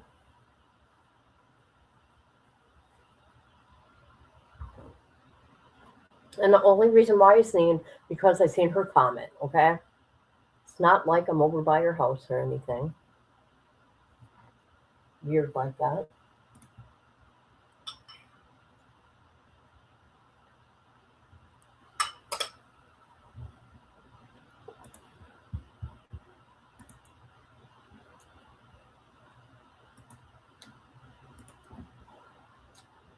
Yeah. See what these people are saying about her. She has a witness. She's cooked. She's cooked. Circus show. You can tell she's a little off. No, she's not. I think you are the problem over here. Okay? Why? Yeah, I would have just paid her off. But maybe he felt like she was going to still try to make him or take him to court because she knows all his dirty little secrets for the last 5 years. How unprofessional to sleep with your boss. No, if you pay attention, Cat Jax, that ain't how it went down. I mean,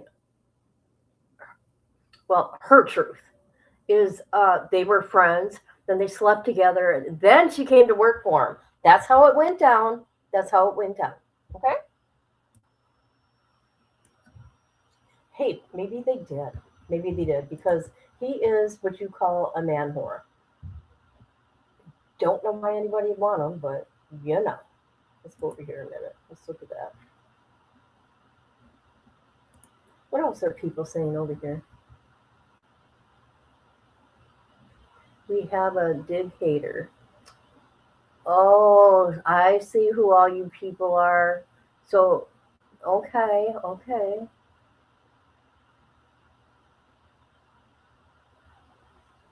So they say that it's complete bullshit, that she's lying, not guilty, not guilty, not guilty. That's what these people are saying over here.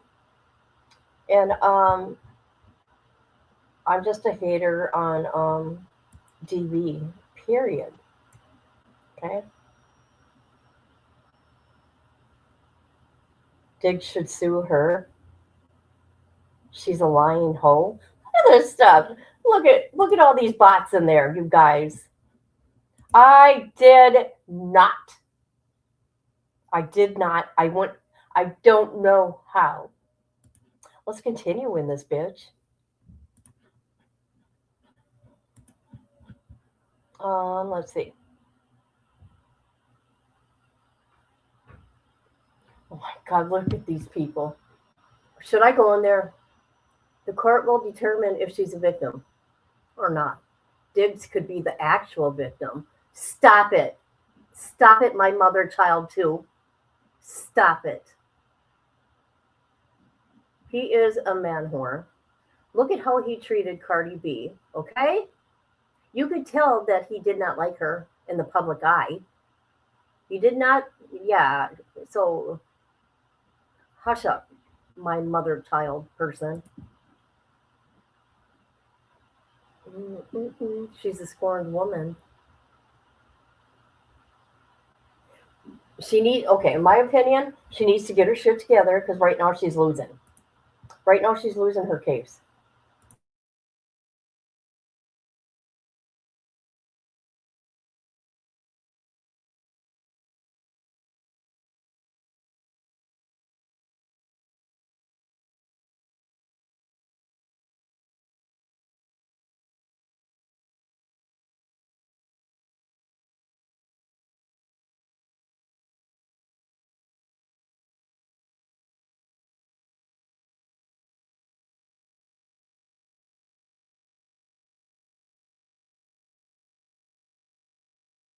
Mm, mm, mm, mm, mm.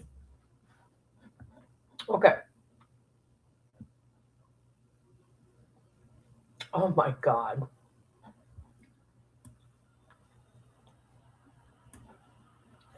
Because, look at me. Okay, Snow Catfish, let me tell you something. Oh, look, what a name, Snow Catfish. And you say, yes, I would ask why she didn't go to the PD right away. Because he's scary, okay? He's an abuser. You can see that, okay? I'm arguing with the chat all by myself. I should go in there and say something.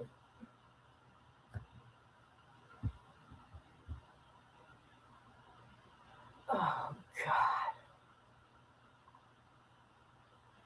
Here we go. Come on, let's do this, people. I don't have all day.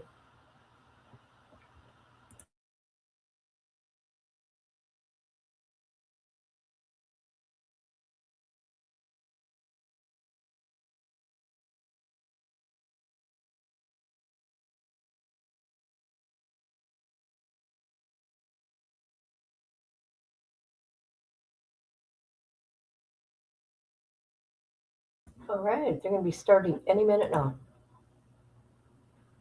I should. I could argue with every one of them.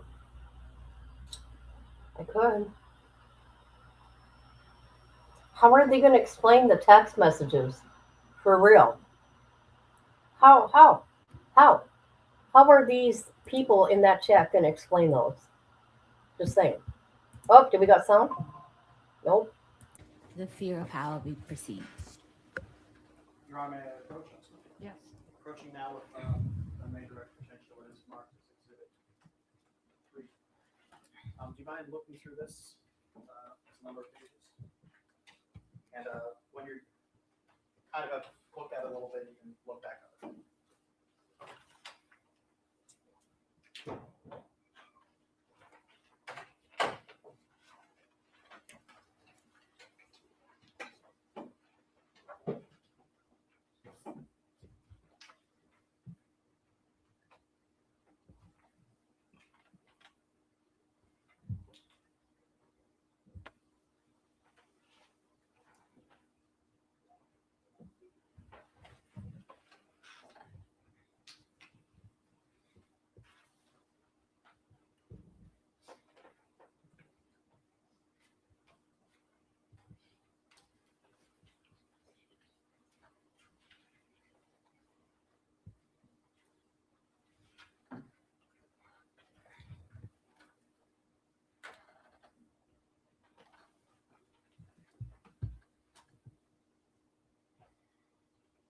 I'm reading all of them or just that first bit?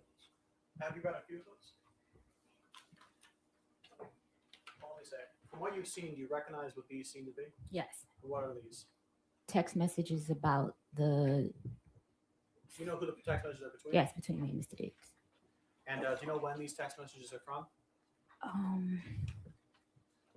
12-2. Yeah, 12-2. So were those text messages that were going on between you and me that morning of that day? Yes. And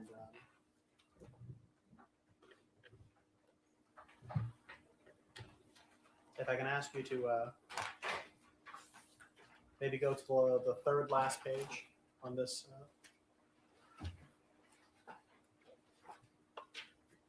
In this whole thing? Of this section. May I approach and Yes.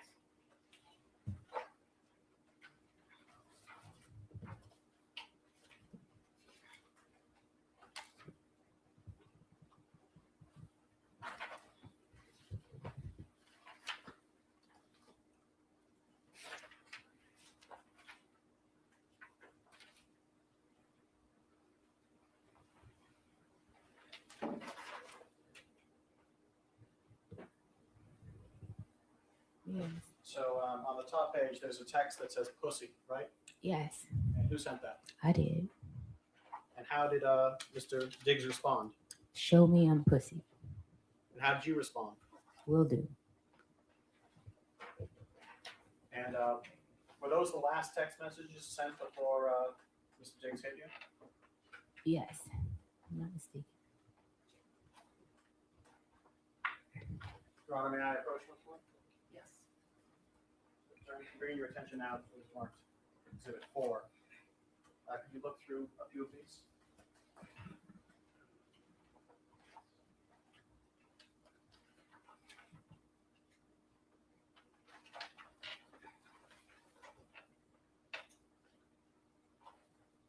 And do you recognize what these are? Yes. And what are these? These are messages that I sent him asking to be paid. And do you know when around these were from? It was a couple of days after. They were in Art Basel. 12-5 it says. Yeah, I know I was begging for my money for a while.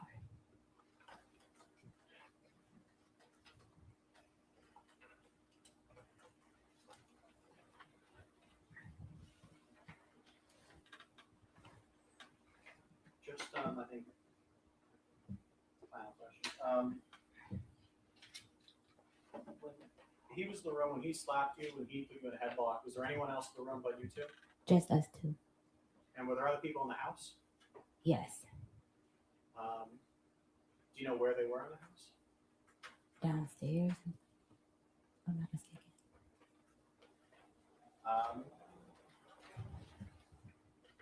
And you said you went to New York. You met with a Shy. Is it Shy? Yeah. How did you know Shy Charles? She works for him. Okay, so She braids his hair. and so has she known you longer or him longer? Him longer.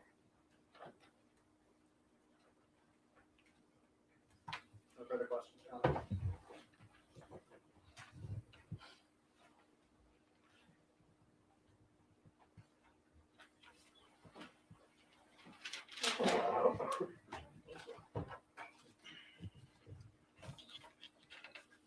Ms. Adams, today is not the first day you've told the story of what you say happened on December 2nd, true? True. The first time you told the story was on December 16th, right? Yes. And that was to Officer Ellis of the Denham Police Department, Yes. right? And you sat with Officer Ellis, right? Yes. And you told him your story, Yes. and he took notes of what you were saying. Yes. Because what you were saying was important to issuing a criminal complaint, right? Objection. I don't know what a criminal complaint is. I was Well- making a report. I don't know. You were making a report to the police Yes. about what you said was a violent assault, correct? Yes. And your purpose in making a report to the police about a violent assault was to start a criminal case. No. I made a criminal report to have a report to document it. So documentation was important to you, right? Yes. The story that you just told to this jury under oath was very different from what you told to Officer Ellis. Do you agree with me? Yes. What you said to Officer Ellis when you reported this crime, this so-called crime, is that you had been having an ongoing text exchange over money owed to you. Yes. You told the police officer who filed the criminal complaint in this case, based on your word, that your fight with Mr. Diggs on December 2nd was over money. True? Yes. Except you just testified under oath to this jury that you didn't start talking about money until December 5th, right? What did you say? You just testified under oath to this jury. I have been begging for my money since December the 5th. Mr. Diggs, and throughout those messages, you can see that I was begging for my money since that day. Which message? Are you talking about Exhibit 3 that you just looked at? It's other messages that you guys should have me begging for my money from Mr. Diggs. Ms. Adams, Yes. do you recall testifying under oath to this jury that your fight on December 2nd was about Lindsay, your anger at Lindsay, and you being told you couldn't go on the Miami trip? My anger was at Stefon. I never said my anger was at Lindsay. You were angry at Stefon on December 2nd Yes. because you were told you couldn't go on I was Miami. angry at Stefon because we were friends. He told me at the last minute I could not go to Art Basel. And yet when you walked into the police station on December 16th, you said you had been having an ongoing text exchange over money owed to you. Yes, money owed to me after I asked Mr. Diggs on December the 2nd, when can I get paid? Your Honor, may I approach?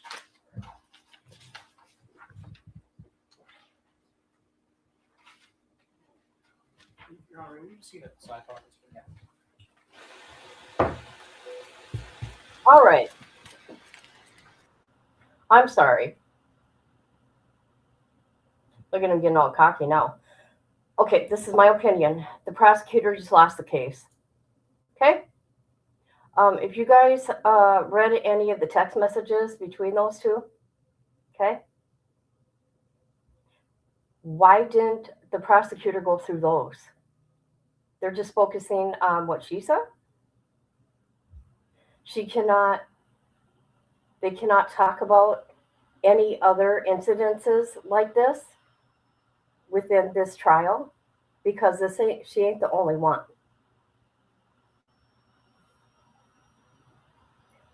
So if they do lose, right, what this girl can do is write a book or go on tour on talk shows and tell everybody.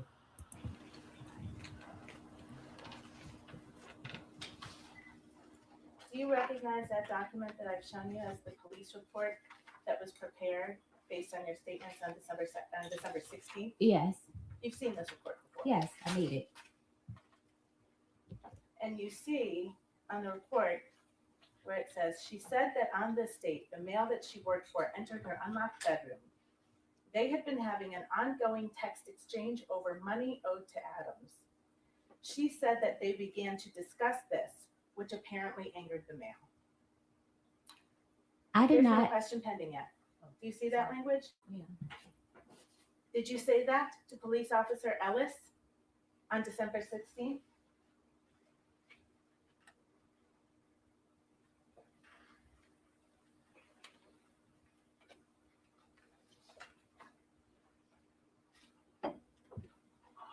Yes, I see it. And that wasn't true, was it?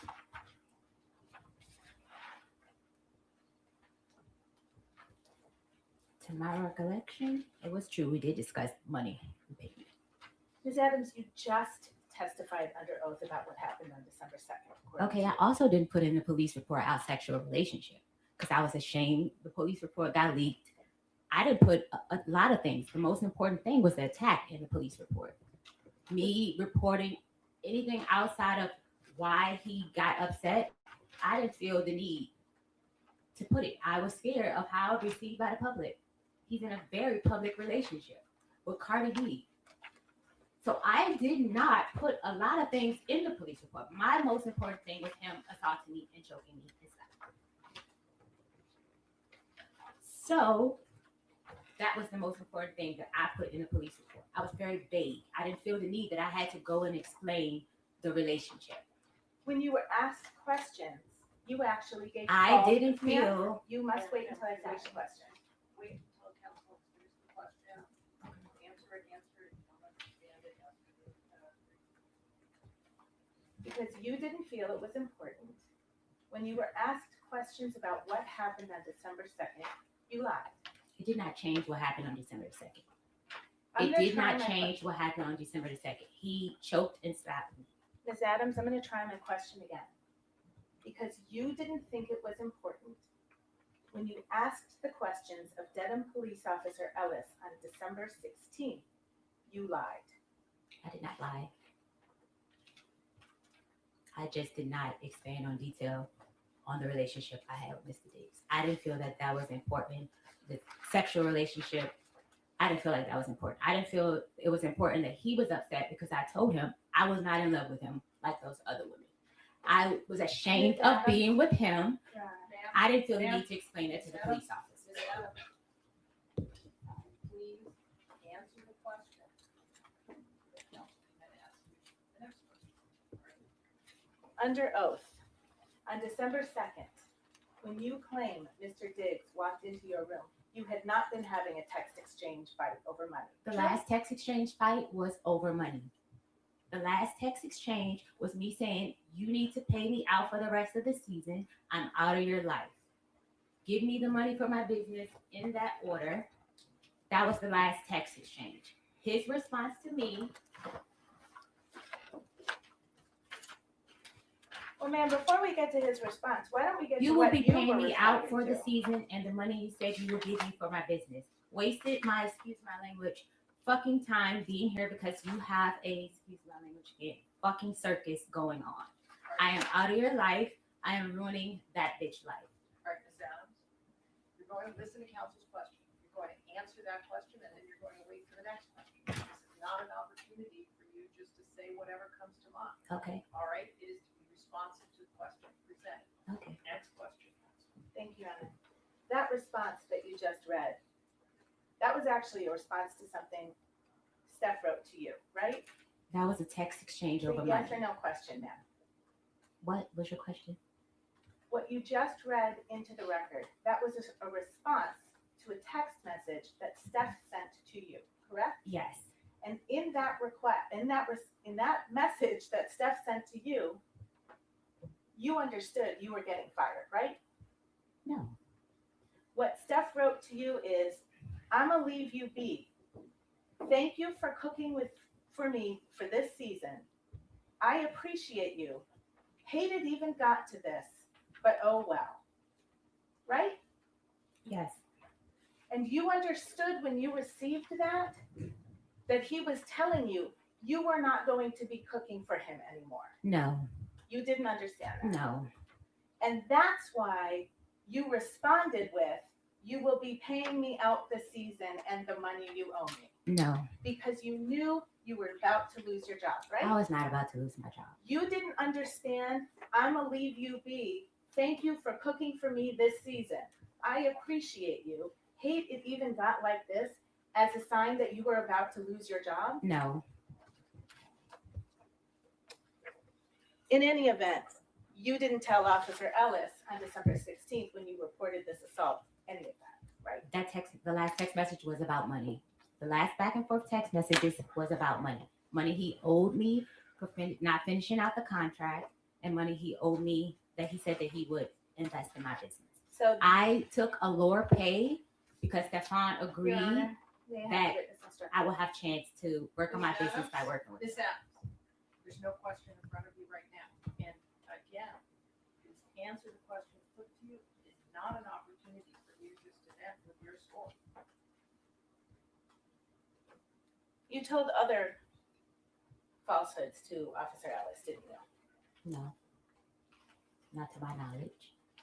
You told Officer Ellis that you had injuries from this alleged assault, right? I told him I had bruising, meaning redness and soreness on my throat.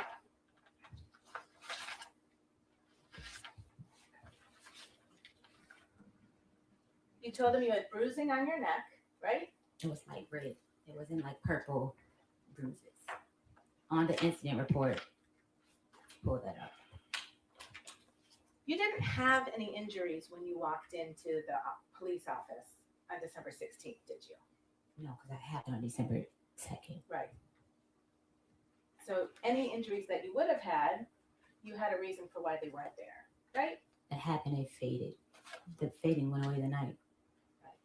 And did you take any pictures of your injuries? I was in shock. The first thing was not to take pictures. It was to get it together. I thought you just testified under oath that you had just received a text message from a woman named Anna. That's Anna Kokolis, right? You're in the wrong timeline. You didn't just testify under You're on oath. the wrong that Anna- timeline. You didn't just testify under oath that you were sitting on your bed, reading a cookbook, got a text message from Anna, and Mr. Diggs walked into your room? Mr. Diggs walked in minutes after I texted him. That's how I based the time on what time he walked in the room. Okay. So you had a phone in your hand when he walked in the room? My phone was on the bed. I was reading a book. I wasn't texting her in the moment of Mr. Diggs walking in the room. No. Okay. But you had a phone right there in your room? Yes. It's an iPhone. Yes. It's got a camera on it. Yes. You can take videos with it. Yes. And you do take videos with it. Yes. You take pictures with it. Yes. You take pictures of yourself with it. Yes. A lot? Not often. Not often. You have social media account for your business, don't you? Yes. Do you post things on your social media account? I'm not as active as I should be. You don't use your iPhone to take videos or pictures for that? I'm not a very active person on social media. I see. But you certainly had a phone in your room when you claim you were violently assaulted and injured, right? That has nothing to do or justify the reason I was attacked. It's a yes or no question, then. Yes, I had a phone. You took no pictures of your face or your neck or That your has chest? nothing to do. I need to finish my question. Okay. You took no pictures of your face on December 2nd, did you? No. No pictures of your neck on December 2nd, right? No. No pictures of your chest on December 2nd. No. You said Mr. Diggs hit you across the face. Did you have any marks on your face? No. You understand Mr. Diggs is a professional football player, right? Yes. He's an elite athlete. I don't know. He's an athlete. You don't know that he's an elite athlete? I guess. Okay. You call him that. And you testified he slapped you across your face Yes. and you had no marks from it. I was red. I was red. I'm lighter complexion. Bruises, they get worse over time. Do you agree with me? It was redness. It wasn't bruises. Hang on. There's an objection. Okay, roll on the objection. That is overruled. You may answer the question. I have redness, Mark. Like, I'm light skinned. I turn red when You also get bruises, don't you? if I hit something hard. Yeah. Right. And bruises get worse over time, right? Okay. I'm not Do they? sure. I'm not sure. I don't get bruises a lot. I don't recall. Do you recall telling Officer Ellis you were bruised on December 2nd? My idea of bruising is soreness, hurting. I was red. It was redness. My face was red and on my chest was red. I didn't turn purple or pink or anything like that. I didn't. It was redness. Because you didn't have any injuries when you walked into the police station on December 16th, Officer Ellis actually sent you a form to fill out to describe the injuries that you said you had on December 2nd, right? Yes. And you filled out that form, right? Yes. And you didn't do it on December 16th, did you? No. He actually emailed it to you, and you took 2 days, and then you emailed it back. True? Yes. Okay. And on that form, you put that your chest and throat were very sore for days after, right? Yes. And you put that you had redness, tenderness, pain, and bruising on your neck, right? Like I said, bruising for me is redness. It was sore, it was redness. Well, you filled Faded out. away and literally like maybe by the next day, if earlier than that. Miss Adams, when did you learn that the defense had provided videos of you to the Commonwealth? Maybe yesterday or Friday, I think. Sometime last week when I spoke with Drew. So last Thursday, you met with Mr. Virtue to prepare for your testimony, right? Yes. And you met with your lawyer as well, right? Yes. Your lawyer is representing you in an effort to get money from Mr. Diggs. True? My lawyers represented me in my workers' comp claim, the injuries that I received on the job that Mr. Diggs refused to pay for. That's what my lawyers represented me for. Are you sure about that, ma'am? She is my workers. I got my lawyer from workers' comp. We'll come back to that. Let's stay with the form. You told Officer Ellis on December 18th, so now 16 days after you say you were assaulted, that you had redness, bruising, and soreness on your chest, right? I told him that, or I wrote that. Well, you wrote it in a form. You took your time and you chose which I checked the answers marks. to give, Yes. right? Okay. And you told him your shoulders were red and very sore, right? Right. This whole area here was sore. Across my chest, up here. And you told him your whole body was sore, actually, didn't you? It was. You told him it was difficult for you to sleep. I was very upset. And I think you testified today that Steph supposedly put his forearm around your neck, Steph did put his forearm around my neck. not his hand. No. Okay. But you told Officer Ellis he used his hand, didn't you? I think I use this. This is the crook of his elbow. That is in the grip. You're on a minute approach.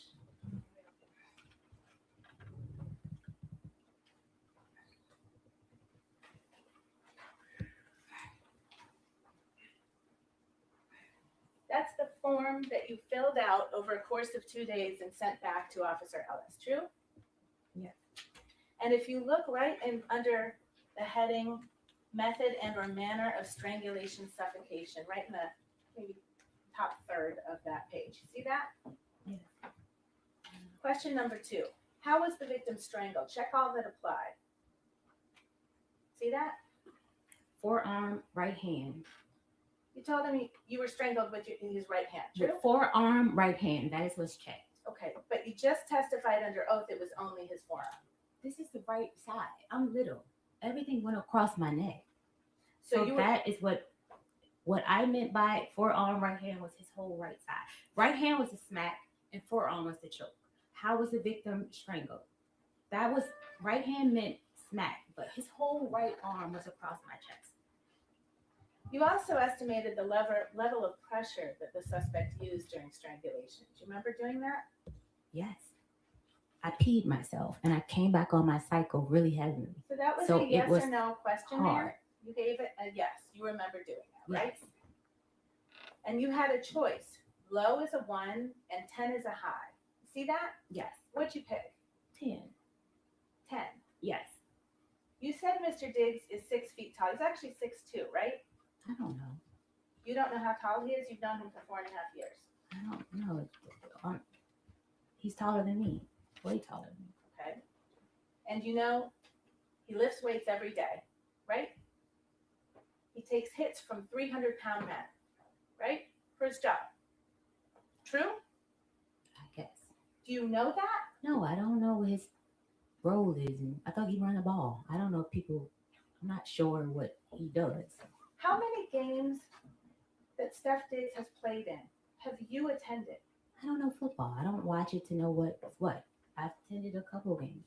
The question was, How many of Stefon Diggs' games have you gone to and watched? Gone to, maybe 4. And you don't know that he gets tackled in that game? I don't really watch it, honestly.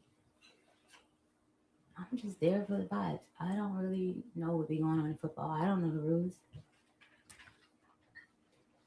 I think you will agree with me, that if Stefon Diggs used 10 out of 10 force on your neck, It was you 10 would've- for me. For my little body and what I couldn't breathe, it was a 10 for me. The question was, estimate the level of pressure that the suspect used during strangulation. It felt a 10 to me. I could not breathe. So you chose to answer a different question than the one you were asked. This questionnaire is about me. Why wouldn't I answer it about me? This is not a questionnaire that's a united, I don't know how to say it, a global, this is about me. This is what happened to me. Okay. But you will agree with me, hypothetically speaking, if Stefon Diggs used 10 out of 10 strength to choke someone, anyone, that person would have bruises on their neck. I would not agree. You will agree that if Stefon Diggs used 10 out of 10 force to choke you, you would have bruises on your neck.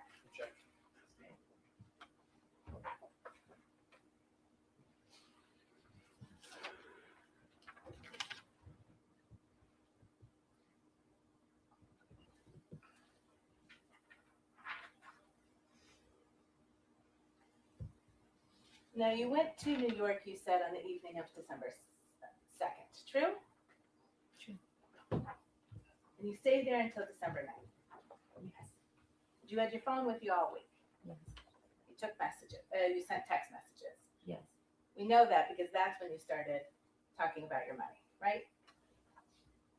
I did what? You I testified. asked for my money. I didn't talk about money. I asked for him to have finance sign off to pay me. My mistake. Thank you. We'll get to that money too. And you didn't think it was important to record your injuries or take photos. No, I was in shock. This is someone that I love that put his hands on me. That was not my first instinct, was to go and take a photo. Sure. And then December 3rd, you didn't take any pictures. No. And December It's a 4th, very you didn't. complicated relationship. No, I did not take photos. And you didn't take any videos. No. And you didn't go to the ER. No. You didn't go to a walk-in. He already had paid my medical bills. Why would I go get more medical bills? Objection, Your Honor. Move to strike.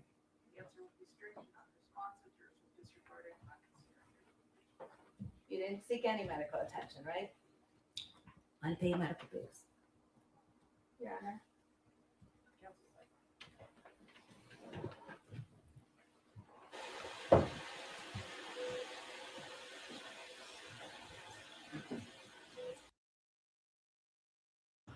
You see what they're doing, right? They're twisting shit. Look at he knows. See? He knows what's up. He thinks it's funny. Oh yeah, shake your head in disgust. But they're confusing her with different timelines.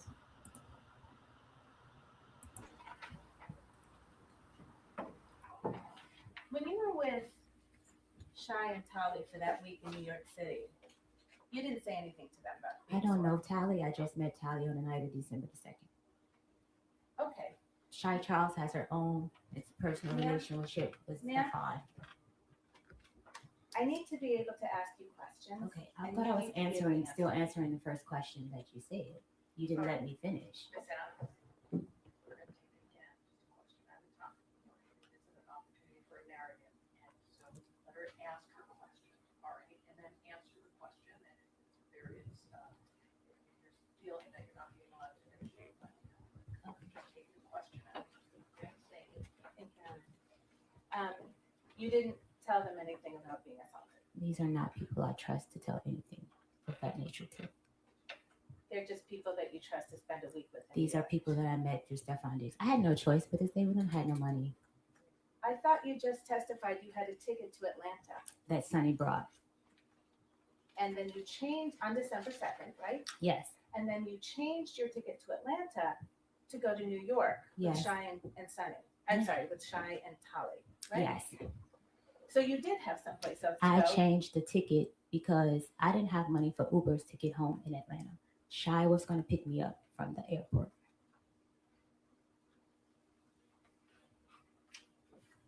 Okay. I didn't have a place to stay in Atlanta. I given up my place to stay with Stefon Diggs. So I didn't have money for a hotel or Airbnb to go home to Atlanta.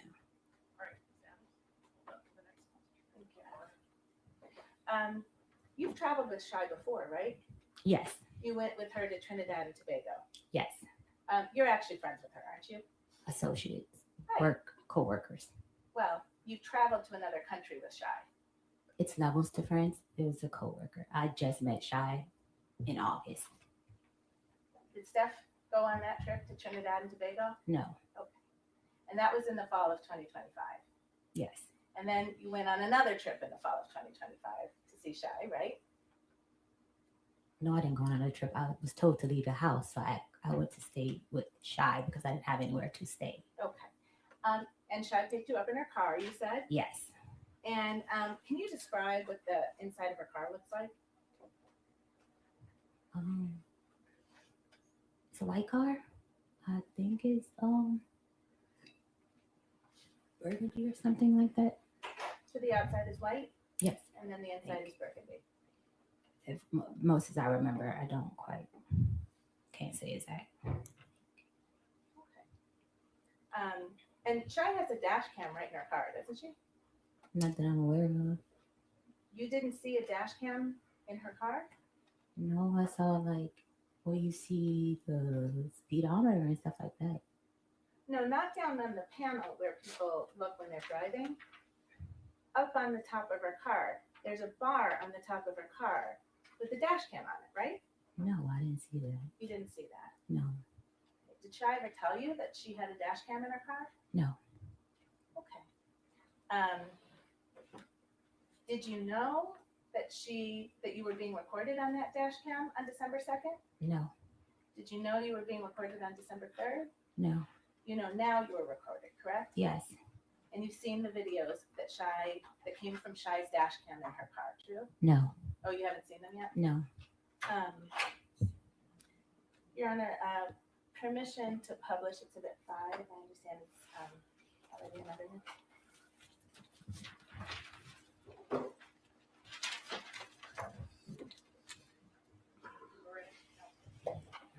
Sorry, maybe we can see a sidebar.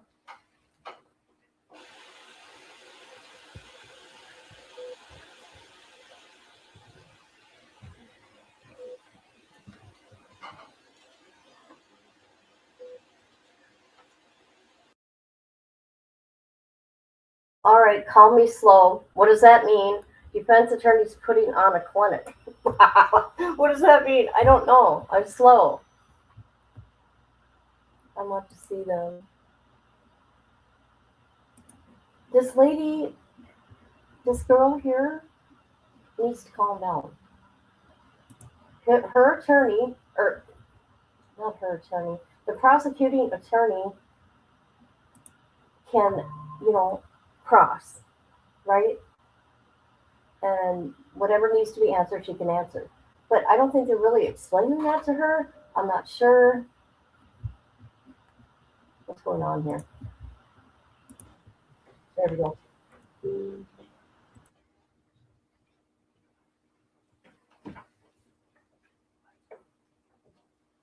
I believe you testified that you first became aware that there were videos of you last week. Yes.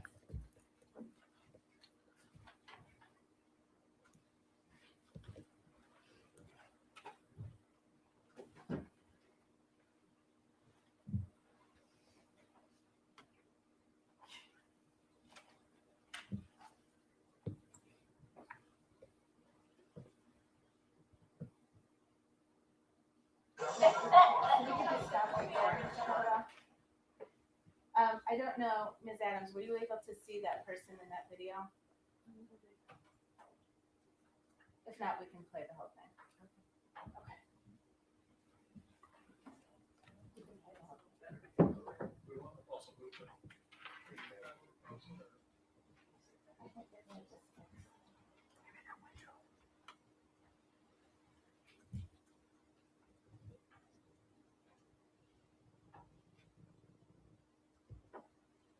So while this is playing, Ms. Adams, do you recognize that person on the video as you? Yes.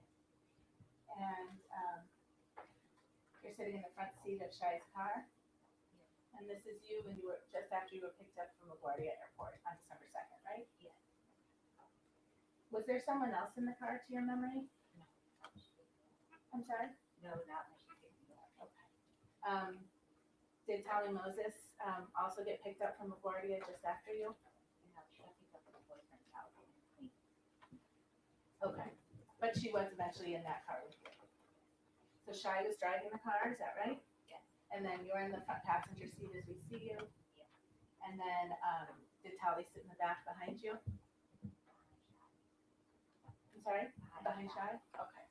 And this was all on December 2nd? Yes. And this is the day you say you were violently assaulted? Yes, that doesn't justify proof that I wasn't assaulted because I learned how to save face. Okay?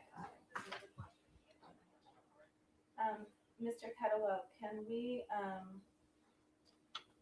also show the next video? It's also in Exhibit 5. Your Honor, just for clarification, there's Exhibit 5, I think it's just a number of videos in one exhibit. Thank you, sir. And do you recognize the person in this video? Yes. And that's you in Shai's car again? Yes. And this is the next day, right? It's December 3rd. Do you recognize that? Well, I'm not really able to see.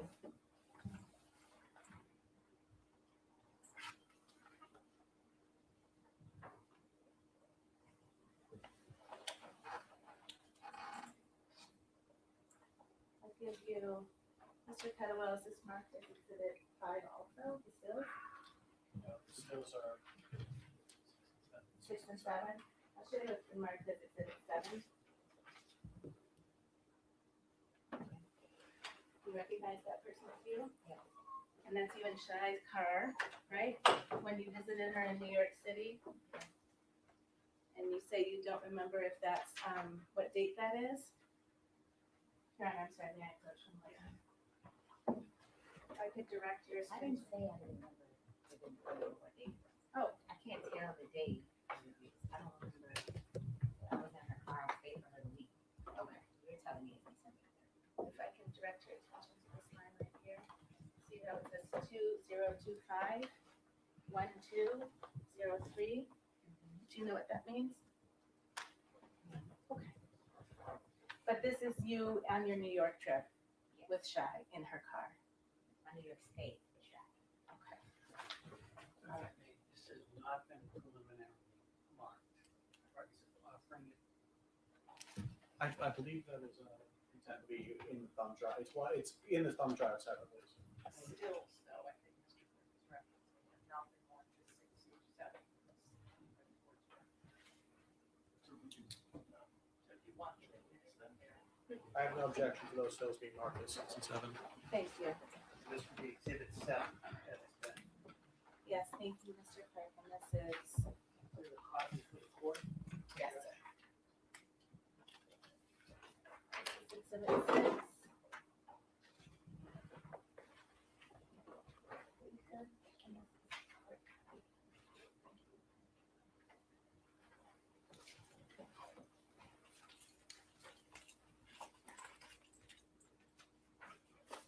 And then you also had some videos taken of you by Tali while you were in New York, right? I don't remember. I don't recall. Do you remember? Well, first, you, Shai, and Tali all stayed in Brooklyn in New York from December 2nd to December 9th, right? Yes. And you all stayed in the same bedroom, Yes. slept in the same bedroom. Yes. And we're together a lot of the time that week. True? Mostly, yes. Okay. And there was one night where you and Tali were kind of goofing around with the video and taking videos. Do you remember that? I don't recall it. Okay. Mr. Kettlewell, can we play Exhibit 8? And, well, before we do, I would move Exhibit 8 into evidence. It's a video from December 6th. Thank you. Just no objection to that for the record.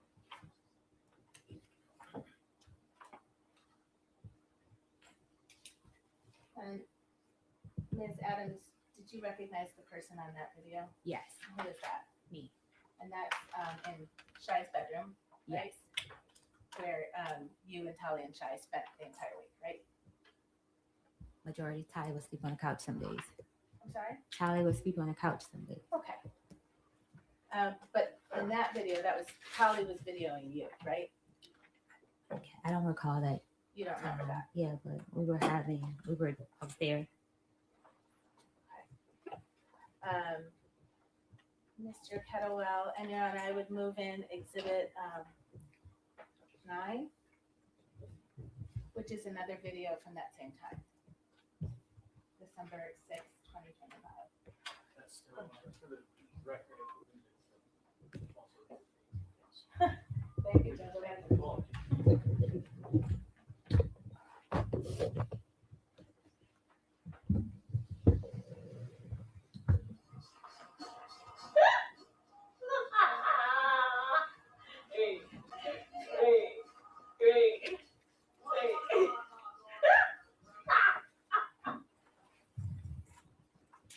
Ms. Adams, that was you on that video, correct? Yes.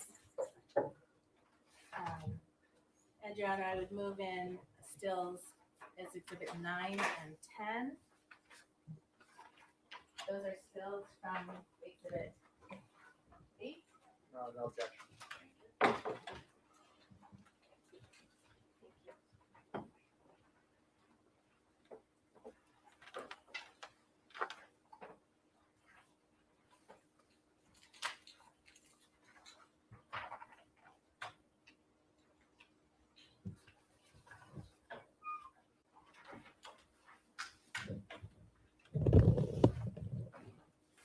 And Ms. Adams, I just ask you to look at those and tell me if that's a fair and accurate representation of you from the week you spent in New York That day, yes.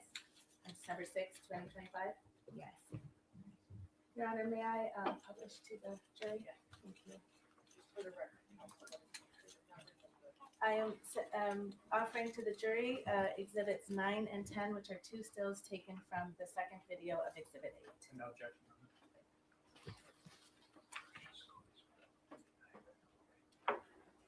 Are there any more video clips, counsel, you'll be using, or can we put the lights back?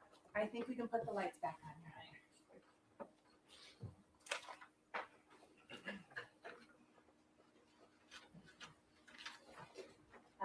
Now, Steph and his group got back from Miami to his Dedham home on December 7th, correct?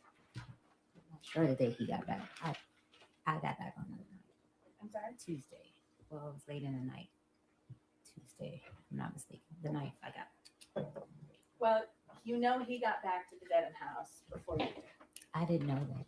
When I got there, I realized that he was there. I was in no communication with him on what day he was coming back. But you were in communication with him. To ask for my pay, yes.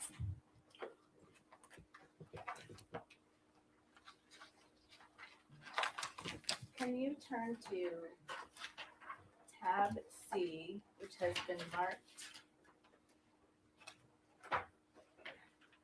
as Exhibit 3, please?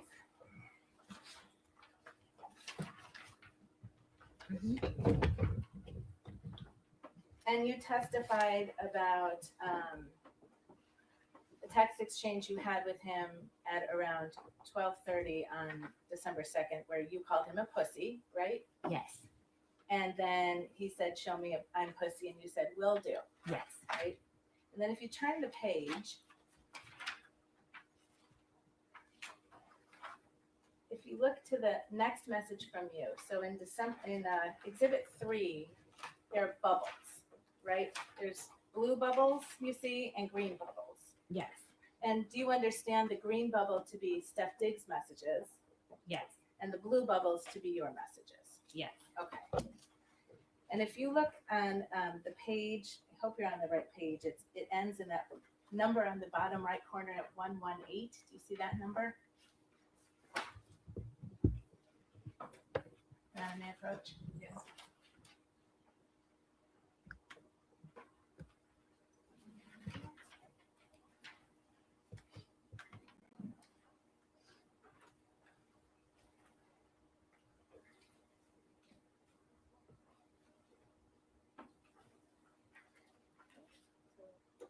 So 117. The page we just looked at. Looking at 118, your first message. And do you see down here these numbers here? Yes. So this message was sent on December 5th, correct? Yes. And you sent it. Yes. So now this is 3 days after the violent assault that you talked about. Right? Yes. And what did you say in that message? How can you approve my pay with finance, please? I have to pay my insurance this month. Thank you. Please and thank you. Okay. And then if you could look at the next message. Actually, you know what? Let's not do that. Let's hold that for a second. So you were texting with Steph Diggs in the week you were in December. I'm sorry, in the week in December, you were in New York, right? I text Stefon one time. Okay. But your testimony is you don't know when he was coming back to the Dedham house. I didn't. I didn't know the exact date. You didn't. But you knew he was coming back. Yes. Because that would be important to know, right? I've worked in this industry. I went off of a previous client schedule. They normally will return on Tuesday. So Well, I was in guest mode. But the last time you saw Steph Diggs was when he was assaulting you, you said. That wasn't the last time I saw Steph Diggs. I said here that I walked in his room after the assault before I was leaving to give him his birthday. That's right. Yes. Okay. You gave him a birthday gift after the assault happened. We were friends for 4.5 years with a very complicated relationship. Okay. So if I could ask you actually to turn to Exhibit 4, which is behind the tab D. And Your Honor, this is an evidence. And if you look at that number on the bottom right corner, turn to the page that ends in 173.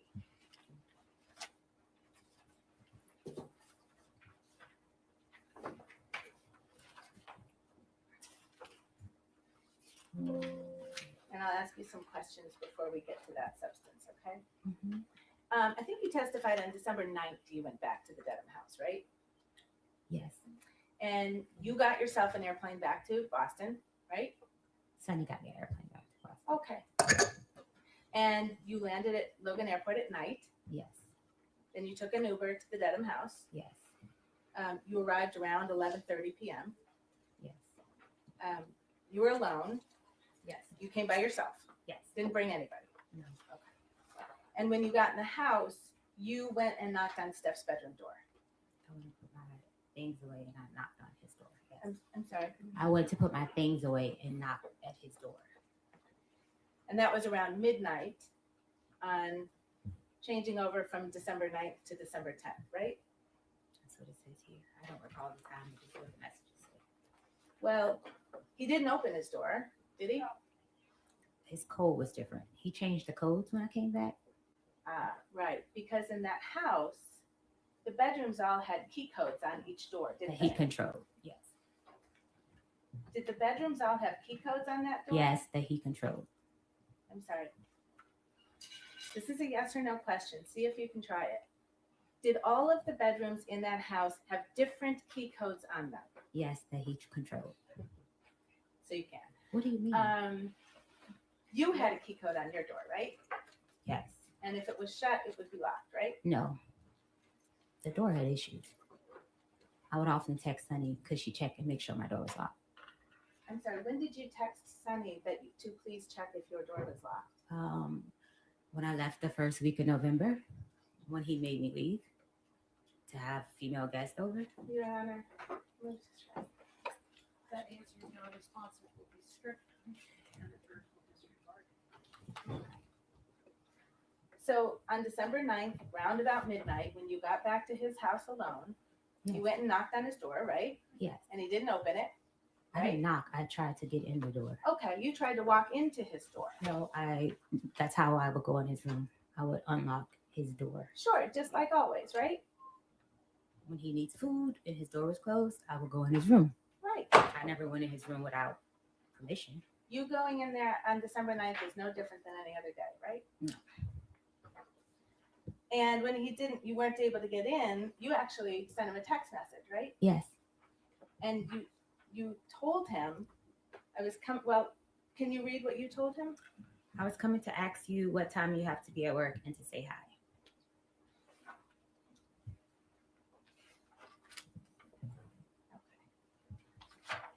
And then you just went right back to work, right?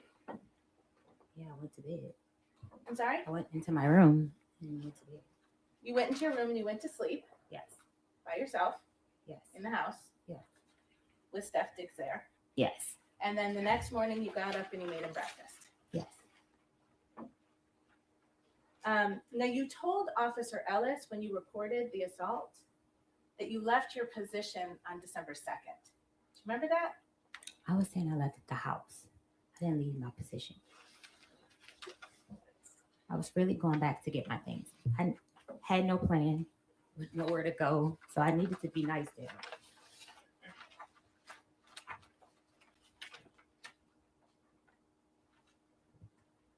Did you tell Officer Ellis after the alleged assault on 12/2/2025, Adams left her position and left the residence to stay with a friend in New York? Left my position mean I left to get on a plane and go. I didn't tell him I quit. That didn't mean that I quit. You didn't quit. No. Did you tell Officer Ellis that on 12/9/2025 you returned to the house just to get your property? Yes, I was going to get my property. But you were also going to work for a while first? Basically, I was going to get my property. I was trying to get my money. I asked Mr. Diggs the next day about my money when I returned to the house. And you kept on cooking and doing your job for a whole nother week, didn't you? No, I stopped cooking. If I'm not mistaken, I didn't cook over the weekend because I said on the 11th, I asked Mr. Diggs in front of his mother and Shy Charles about my pay. Okay. That was another text. I'll ask a different question. Okay. On several days of that week, you simply kept doing your job, right? And asking for my pay. That's a yes or no question now. Oh, yeah. Yes.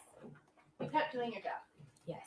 Officer Ellis was wrong when he wrote that you left your position on 12/2. I left the house. So him put in position didn't mean that I left my job as a chef. I left the house on December 2nd. So you told Officer Ellis that you left your position, but you meant you left the house to go to New York. So I left for the day. It wasn't that I was saying I quit or saying it in a way that I quit my job. I didn't say that.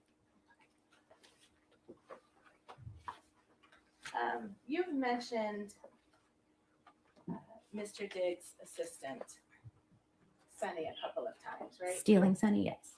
I'm sorry? Stealing Sunny, that's what he calls her.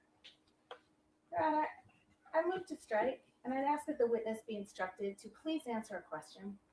That answer will be stricken in jurisprudence. And if you don't understand the question, please ask the counsel to restate it. Thank you, Your Honor.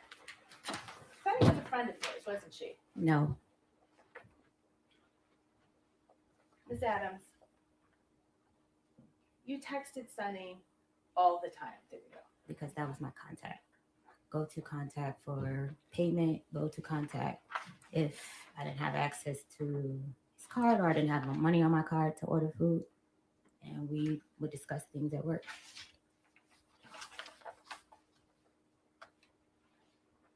I'm going to show you a document. take a look and see if you can recognize that as text messages between you and Stefan. I'm just, I see what this is. Oh, of course. Sorry.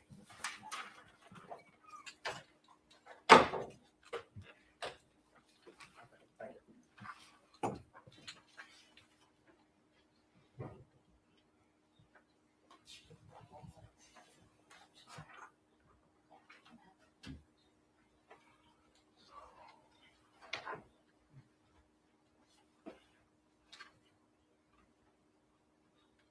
Do you recognize that document as text messages between you and Sunny?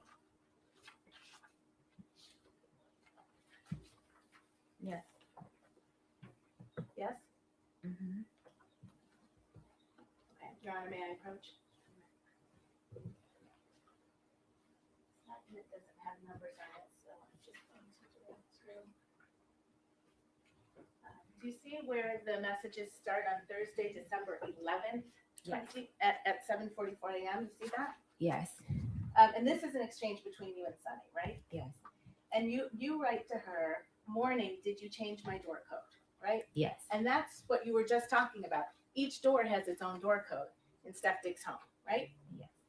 And you were having trouble getting into your door code on December 11th. Yes. And had you been having trouble getting into your door code since you got back on the evening of the 9th and 10th? When I walked in on the 9th, it pushed right open. Okay. All right. So it changed in somewhere around there. When the morning, maybe when I walked out the door, that morning I made breakfast. I'm not mistaken. That's the morning that Yeah, ma'am, I'm just going to stop you. Okay. It's not responsive. all right. All right. So on December 11th at 7:44, you asked Sunny, did you change my door code? And she says, no, I don't know the code. Right? She doesn't have access to change code. Okay. And she says, Rich? Question mark. Who's Rich? Rich was like somebody that helped around the house. He was like a maintenance guy. I don't call him that. Someone to help around the house. He did a lot of stuff for Mr. Diggs. Okay. He wasn't And a he was at the maintenance house a person. lot, right? If we need anything else, we would call Rich. Okay. And you say to Sunny, I asked, he hasn't answered yet. And then you say they changed it, right? Yes. Sunny asks, who changed it? Your Honor, maybe we can see inside.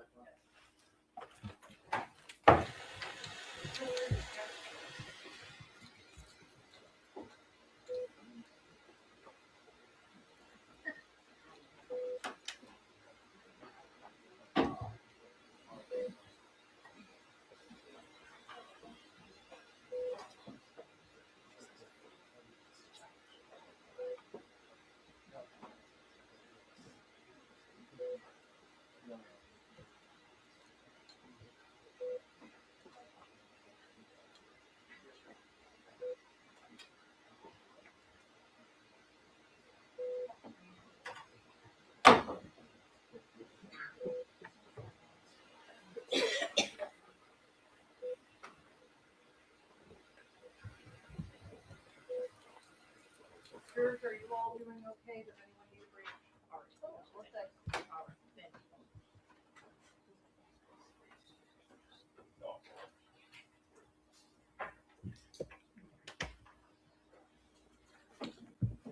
All right, so you say they changed it, right? And Sunny asks, who changed it? And what did you say to Sunny? He said they. He said they. So What else did you say to Sunny? He said, hey, so Steph and his name is White Bitch. I'm sorry? What? I said, he said they, so Steph and the white bitch. When you said, he said they, the he in that sentence was Steph, right? Yes. No. Yeah. Yes. And the they, who is that? Them two together. So your testimony is, so the white bitch, is that Lindsay? Yes. Okay. All right. So was that the kind of thing you said to your coworker? Yes, because she called me a bitch first. I see. You were kind of friendly with Sunny. Yes. You shared stuff with her. Sonny disliked her too. Okay. You shared that. They had their own thing before I came. And then if I could ask you to turn to tab D in your binder, which is Exhibit 4. And I'm sorry to do this, but if you could look, the numbers at the bottom right, the number that begins, that ends 178.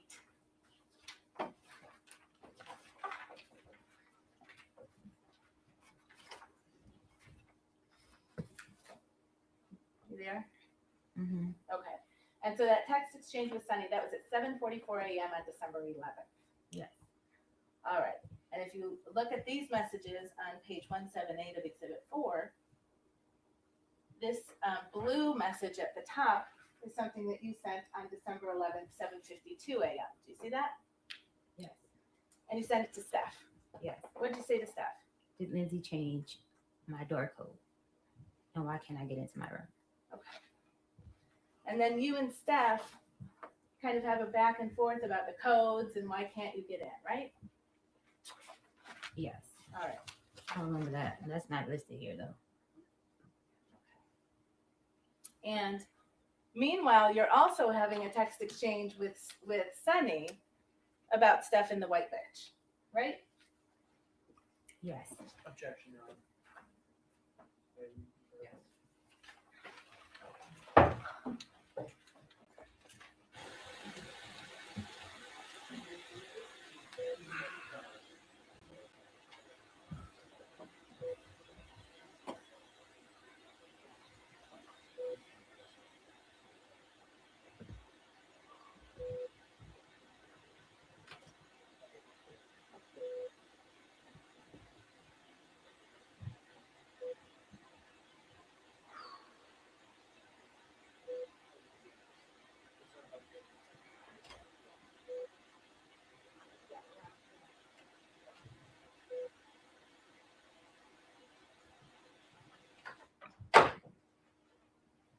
Stated at sidebar that objections sustained. Thank you, Anna. So you and Steph have some back and forth that same morning, December 11th, right? In text message. And he explains to you, if you can turn the page to 2 pages in, page 180. He explains to you, I didn't know if he was going to come back or not, so I had him changed. Right? Stefon know why he had that door lock changed. Is that what he wrote to you on December 11th in the morning? Yes. Okay. And what did you respond?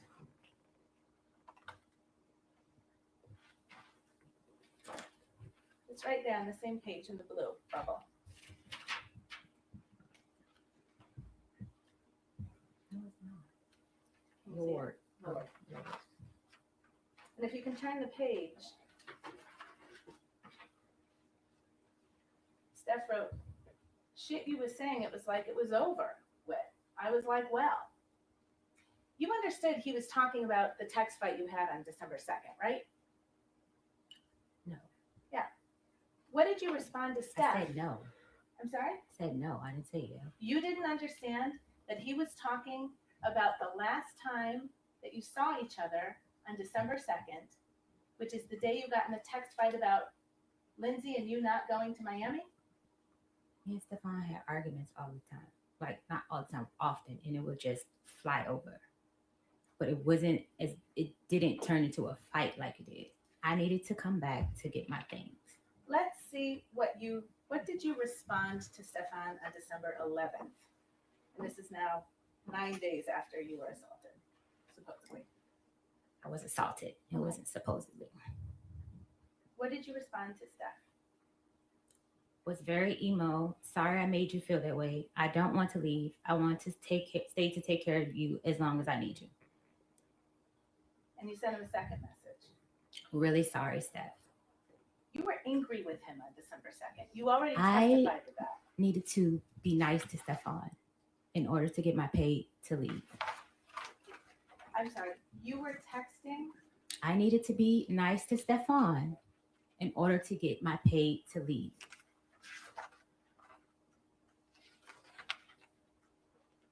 Let's talk about your pay. Yes. You admit that you were apologizing to him about December 2nd, your behavior, don't you? I was being nice to Stefon to get back in his good graces to get paid. You were apologizing for your Not behavior. by choice. You were apologizing to Stefon Diggs by text on December 11th for your behavior on December 2nd. Not by choice. Is that a yes? That's a not by choice. It's a yes or no question, ma'am. I don't know what that would be, a yes or no question. It's a yes or no question. If the witness is saying she can't answer that yes or no, she does not have to. Okay.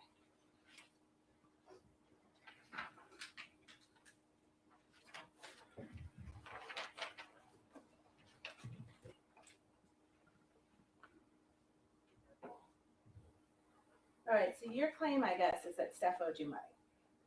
It's not a guess. Stefon did back wages. You were Wages paid- owed. You were It was paid- wages. I think you should use the correct language. The correct language It's for your wages. civil lawsuit? I don't have a civil lawsuit. You were paid $2,000 per week to cook for him, right? Yes. And if you used your own money to buy groceries, you were reimbursed for that. Yes. And when you were hired to work as Steph's chef, you didn't have to fill out a job application, right? I stated previously, me and Stefon had an interpersonal relationship that was professional.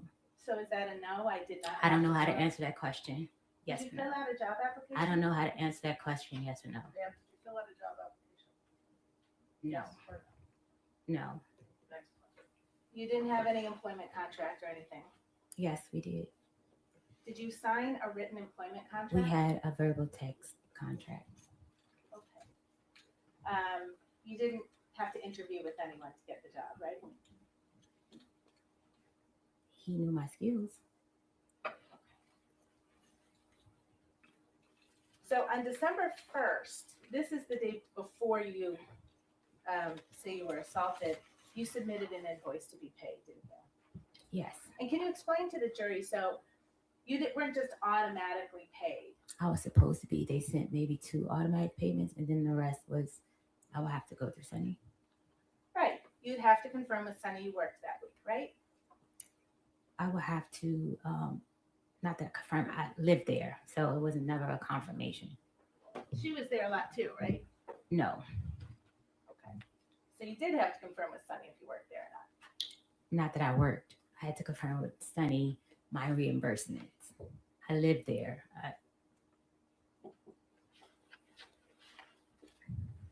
And on December 1st, what you did was you took an invoice for money you claimed you were owed, right?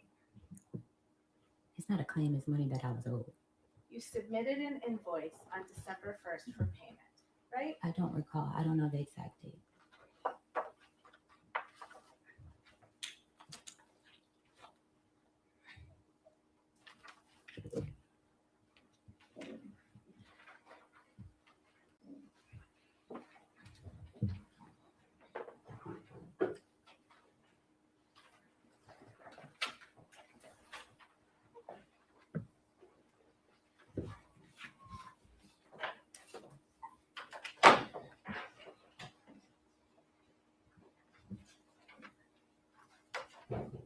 Have you seen this document before?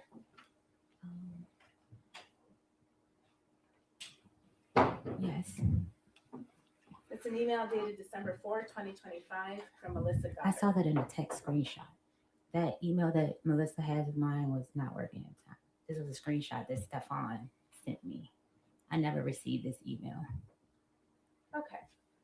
This is an email from Melissa Goddard. I never received it to my email. Did you see the text of this message before? I seen a screenshot similar. I You know- can't recall You know the you exact have. message. Would you like me to give you a document to Sure. refresh you? Yes.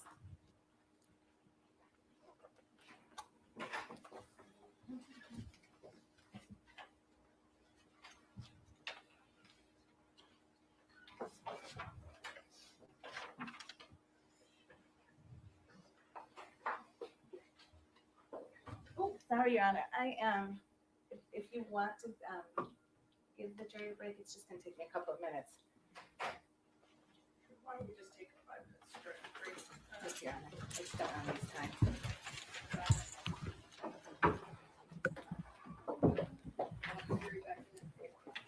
All rise, jurors can step down.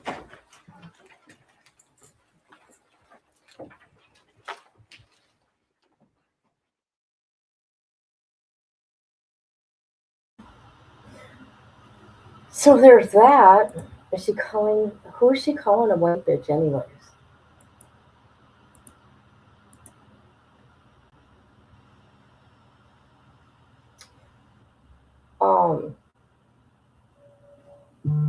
Yeah, she's screwed.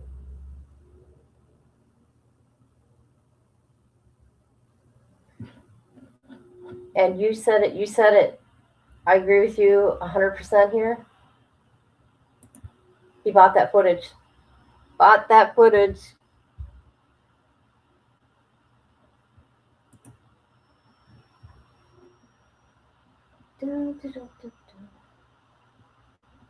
Oh my gosh. People.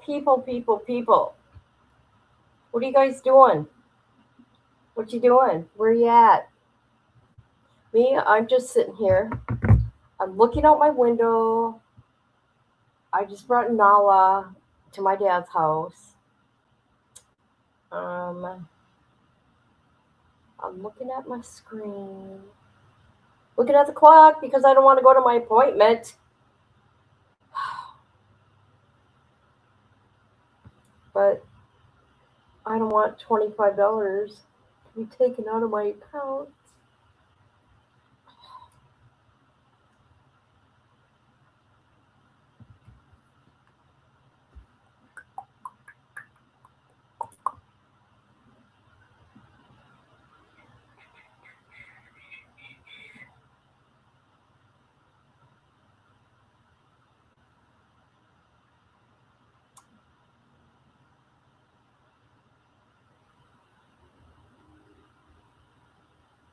I think every one of you are just too quiet today. I'm not understanding why do people being so quiet. I'm loving the rescue puppies we have. Oh yeah. You're what? I'm in. Oh, okay. Gotcha.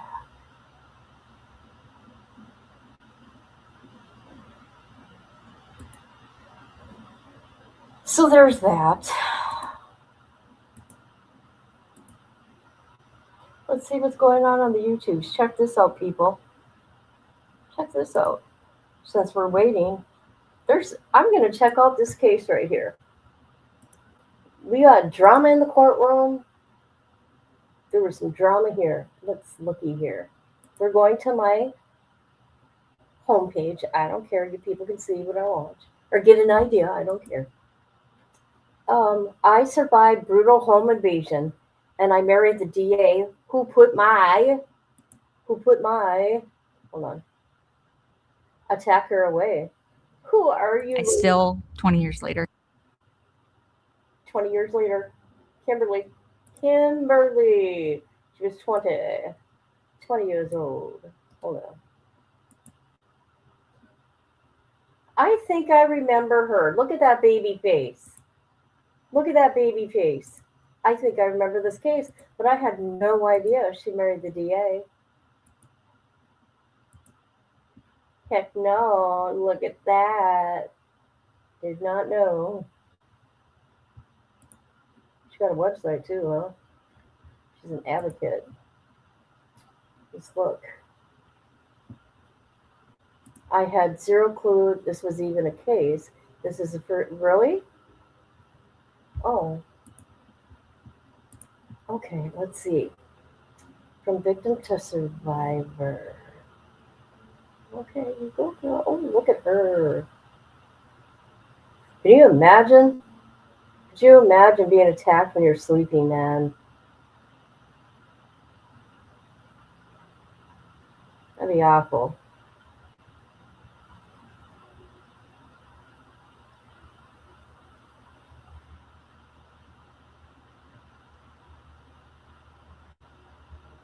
Survivor's Guide to True Crime.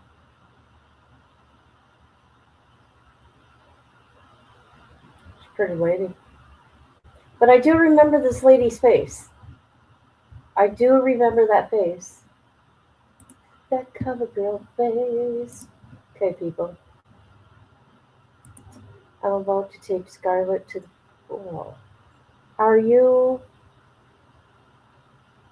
Yes, I am. Okay. Okay. Yeah, I'm going to talk to you later because I want you on a panel with me at a later time, and I'm going to tell you why, okay? Because I need your specialty, okay? Opinion on things. All right, people, let's look at this girl. Do you guys remember this story? We're going to have to look into it. Hold on a minute. Because I remember her face. It must have been a really bad home invasion. What did they make? A movie out of this? They've had to make a movie out of it. Maybe that's why I recognize that face.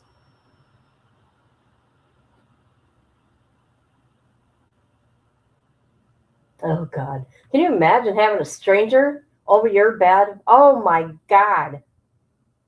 Oh my God, people.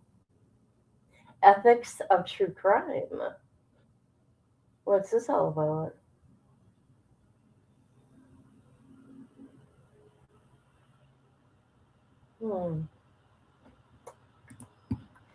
Well, we'll have to look at that in another time, people. Okay? That's what we're going to have to do. Well, I am. By the way.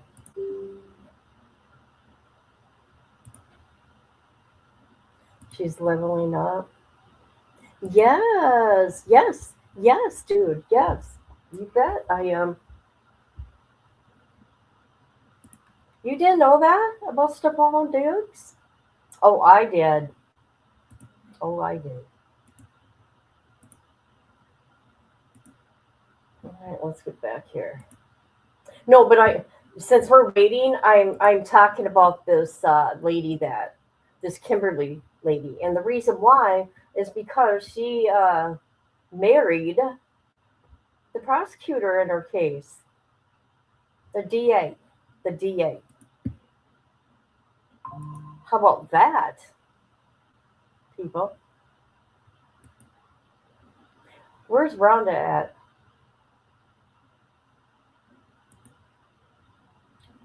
I'm going to look into that.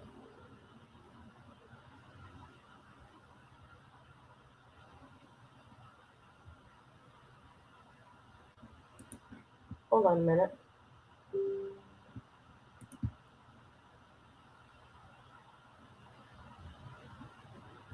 Must have been high profile.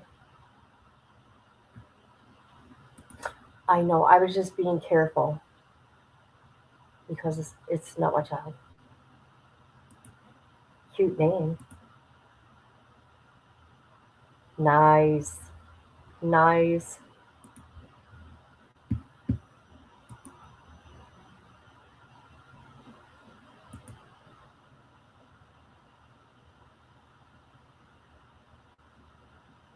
So this happened in 2006? Oh.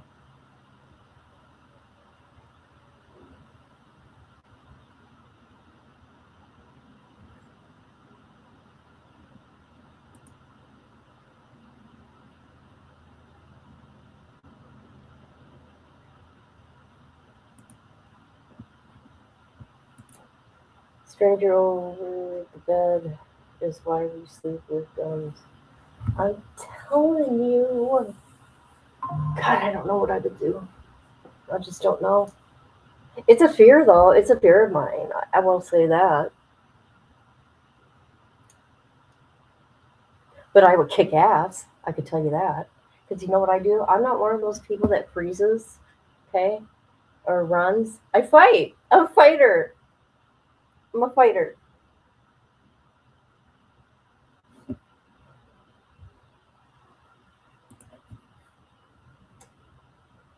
I'm a fighter to protect myself.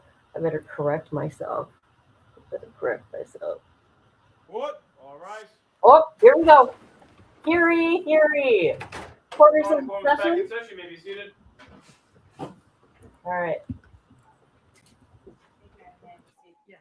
You were just looking at an email and you didn't remember, you said you hadn't received it in that form.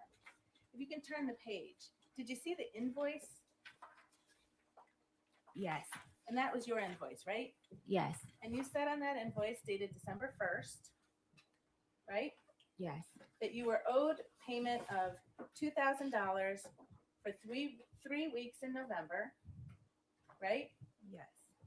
And you were owed grocery reimbursement for $3,179.06,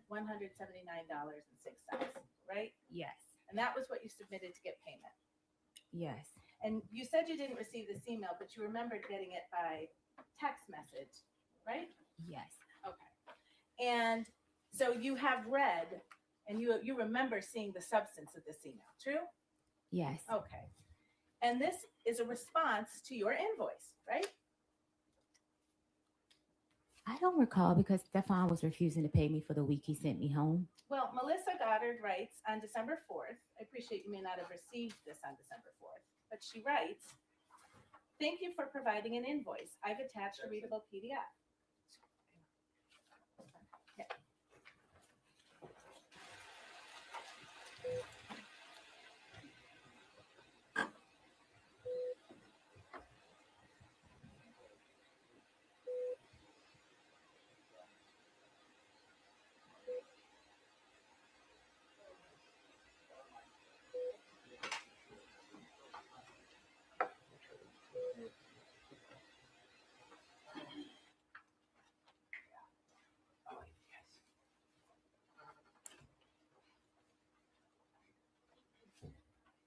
And it turned out, Miss Adams, you had gotten paid for 2 of the 3 weeks that you said you hadn't gotten paid for, right?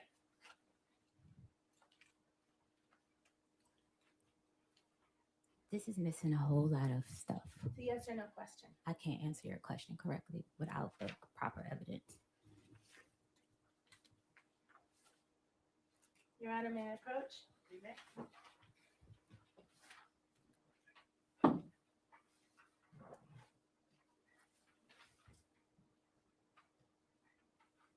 Do you recognize this document as text exchanges between you and Sunny?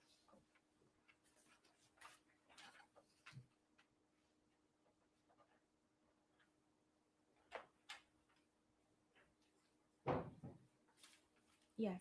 Dated December 9, 2025. Yes. And you're the person in the bubbles on the left. Yes.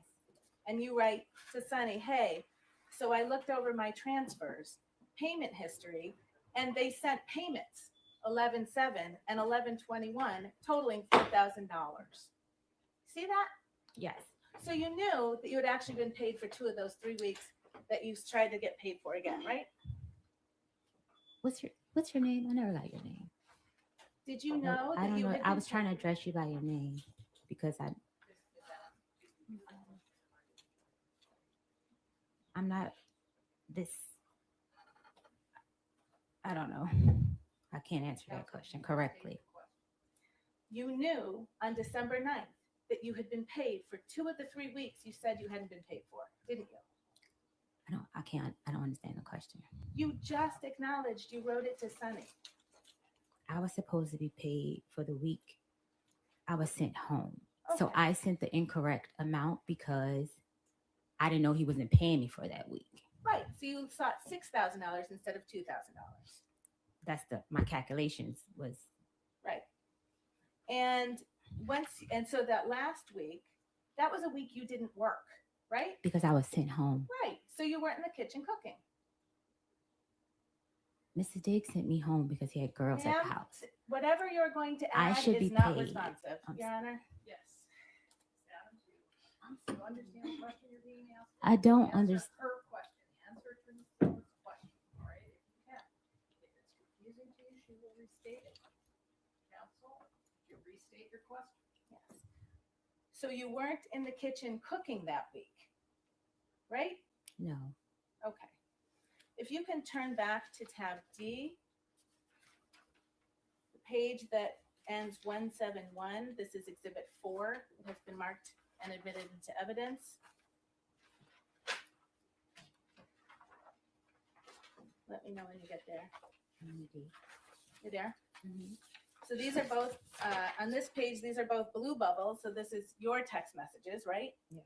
All right. And on December 9th, 2025 at 2:27, you text Steph Diggs, right?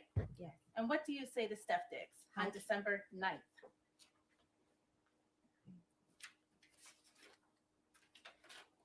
Do you need help finding it? What's the last? 171. I can have this number different.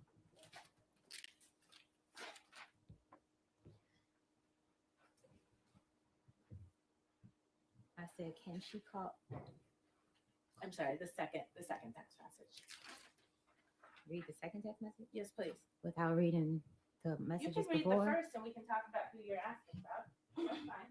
I was told to contact Melissa about my pay. Okay. So I responded, can she call me or can I call her? And Melissa, just to the record's clear, is Melissa Goddard, right? Yes, She's Steph Diggs' bookkeeper. that's what I was told. She's the person who wrote that email on December 4th informing you that you had been already paid for 2 of the 3 weeks you were looking for, right? I didn't receive that email. Understood. So you were asking if she could call you or you could call her, right? I was told to You were reach out told to you her. could talk to her, right? Yes, And you never called her, did you? yes, I did. What did you say in the second I text asked him bullet? for the number. I'm sorry. And what I did asked him for Miss Melissa Goddard's number.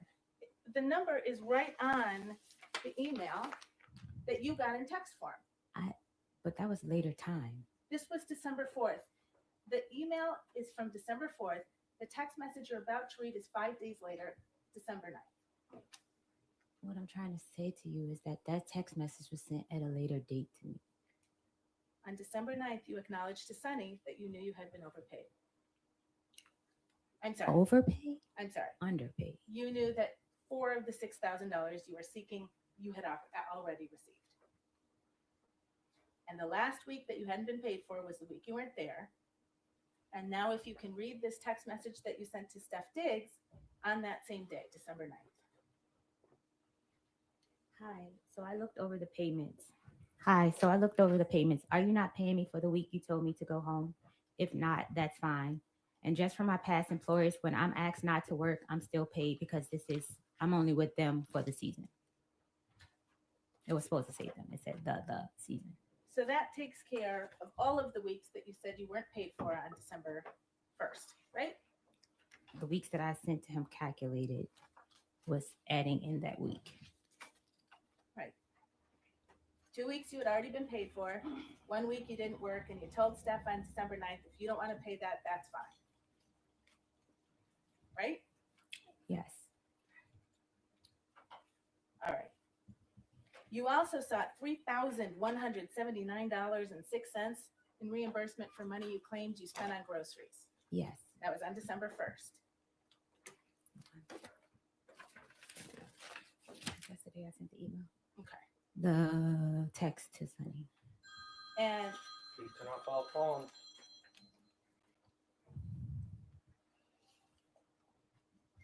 you knew that you needed to submit receipts to justify that level of expense on groceries. That's what I did. Yes.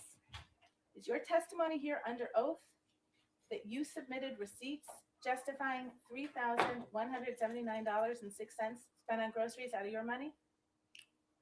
It was messed up.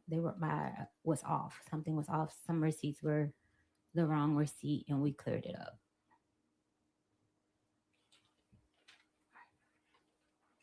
So something was messed up about that. Yes. Right?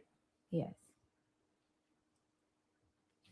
You talked about an NDA, a non-disclosure agreement. Melissa asked you to return an NDA, right? No. I'm sorry? No. Sunny asked me.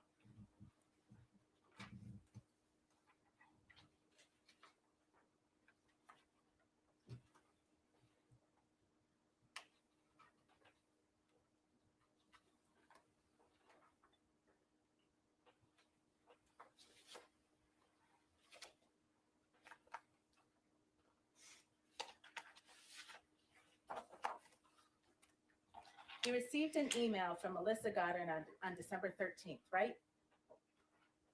Melissa and Sunny, I was having problems with the email, the same email. Yes or no question, ma'am. I can't answer that correctly. May I approach Hammer?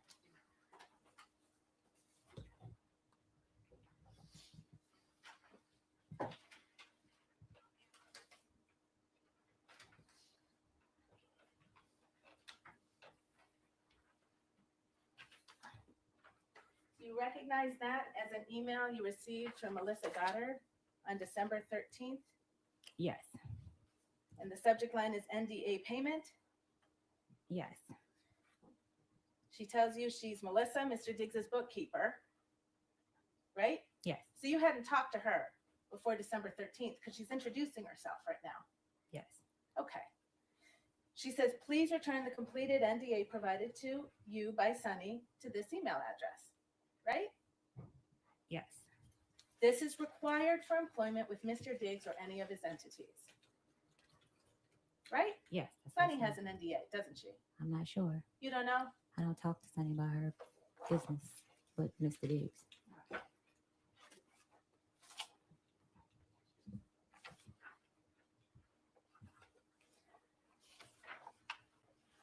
You had some text messages with Mr. Diggs on December 13th, right after you got that email, didn't you?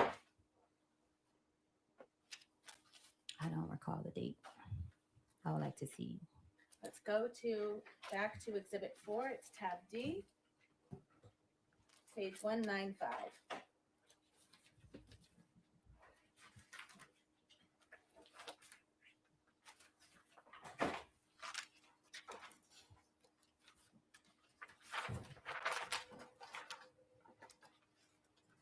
Let me know when you're there, please. See there? Mm-hmm. And again, this big blue text bubble right here at the top, that's from you, right? Yes. Okay.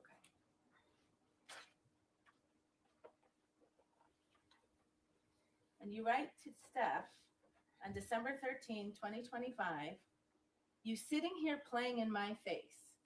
It's 700 some comments and none saying you effing Lindsay. Not a one. So if I told someone that, why it's not in a blog? You're still talking about that blog, that anonymous blog that caused you to get mad at Steph on December 2nd, right? When he chose to believe Lindsay over you.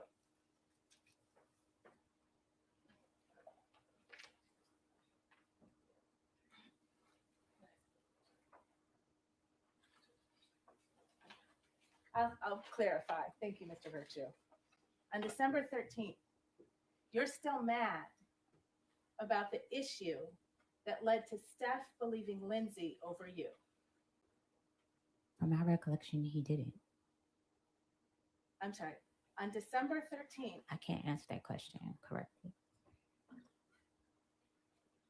without the previous text from Mr. Diggs. you write not a one. So if I told someone that, why it's not in a blog? You believe it and now sign an NDA. Send me my money. You sitting here playing in my face. Isn't that what you said? Yes. Okay.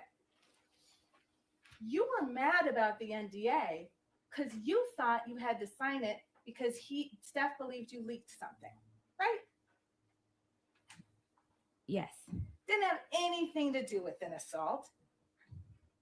What did you say? I don't understand the You question. thought the fact that you were being asked to sign an NDA was an indication that Stefon still didn't trust you, right? No. But you're talking about Lindsay and a blog to him the same day you get an email from Melissa asking you to sign an NDA, right? Stefon knew that. I know. Yes so or no I question, can't ma'am. answer that question without explaining. If I told someone that why it's not in a blog, you believe it and now sign an NDA. Those are your words, right?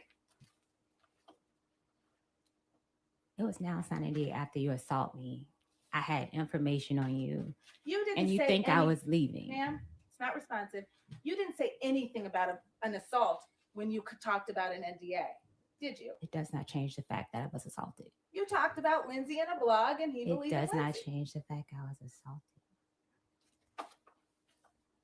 The first time you connected an NDA with an assault was when you went in to talk to Officer Ellis on December 16th to make a police report, right? Yes, because I noticed the behavior.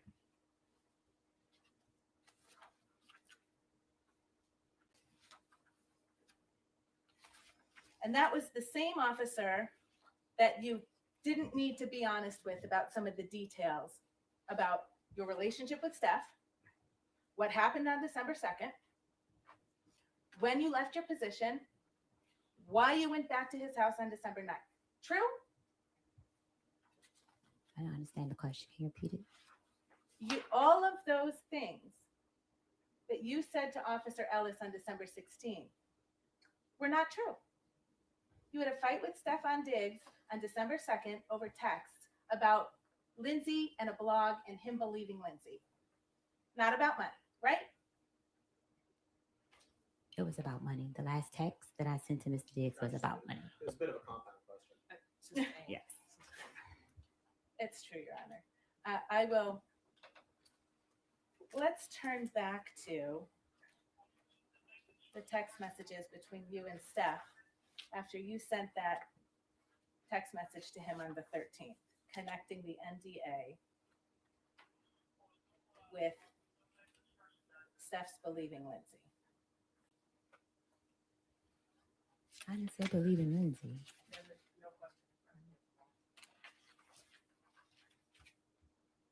You and Stefon got in another text argument about that issue, right?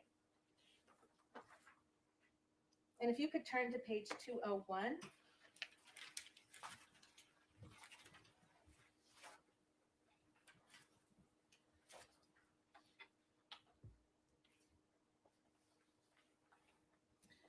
The green bubble is Stefon, right? Yes. And he writes to you on December 13th. Here you go. Don't worry about Melissa, and you don't got to worry about working moving forward. I never told nobody not to pay you. They said you owed money. You knew that, right? No. You knew that Melissa calculated the receipts that you submitted and determined that you had been overpaid. Didn't you? No. Okay. They said you owed money, says Steph to you on December 13th. Here go that bread you was supposedly owed, I guess. That's what he said to you, right? Yes. And he Apple paid you $2,000, didn't he? Yes. And then he left another $2,000 on the stair railing in his home for you. And that was for the week that I was there.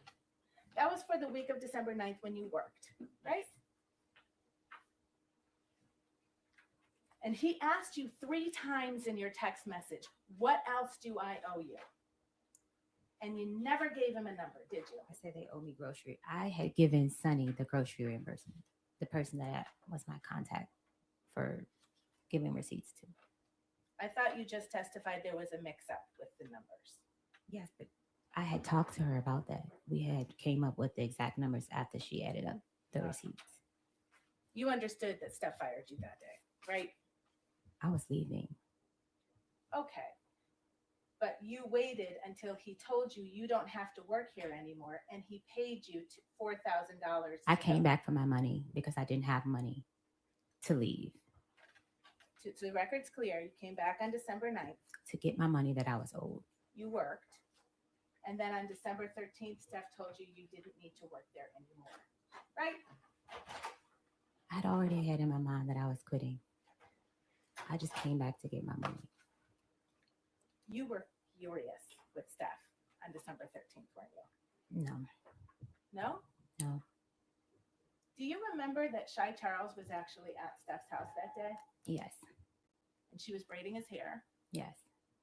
And she was staying downstairs. She was going to stay overnight. Yes. And she finished braiding his hair around midnight. Yes.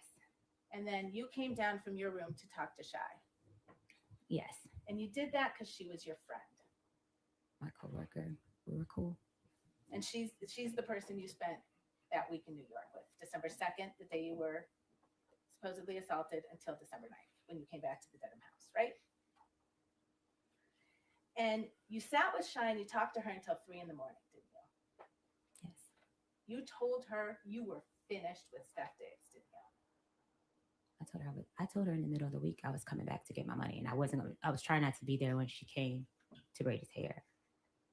You made Shy a kind of confession in that conversation, didn't you? A kind of confession? Yeah. You told her Steph was going to pay. No, I did not. I do not recall. I'm going to remind you you're under oath, and I'll ask you that question again. Did you or did you not sit with Shy Charles on December 13th, a few hours after you were fired from your job, and tell Shy that Steph Diggs was going to pay? No. Did you tell Shy you were going to sue Stefon? No.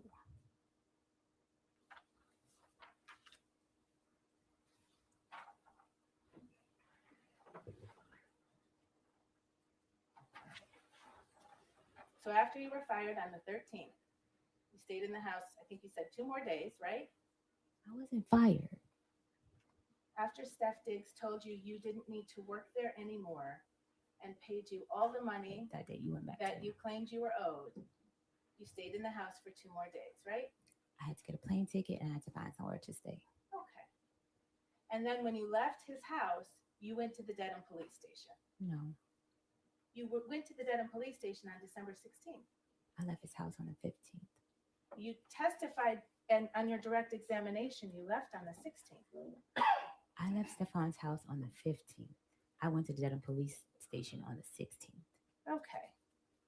And you told them he'd assaulted you 14 days before. On December the 2nd. And you had to pick a day that was long enough ago that it would explain why you didn't have any injuries, right? Objection.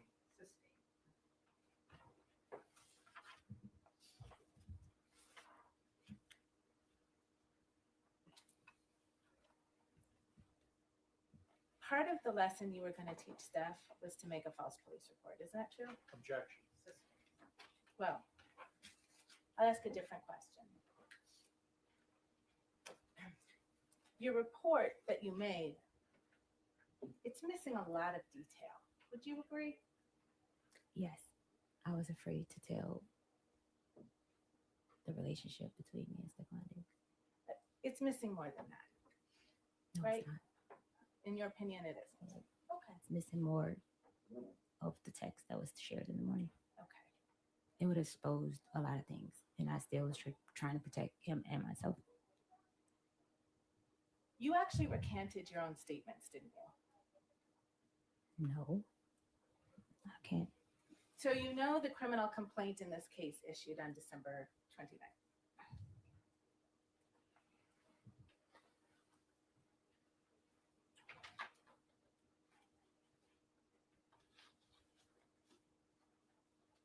Right? You know What? that. No, I don't know that.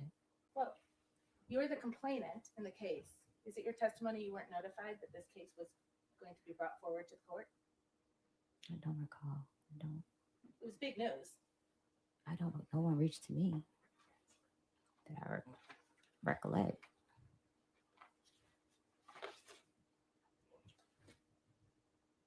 You reached out to Steph's girlfriend at the time after this complaint was made public, right? Because in the police report, I had not listened to the voice note.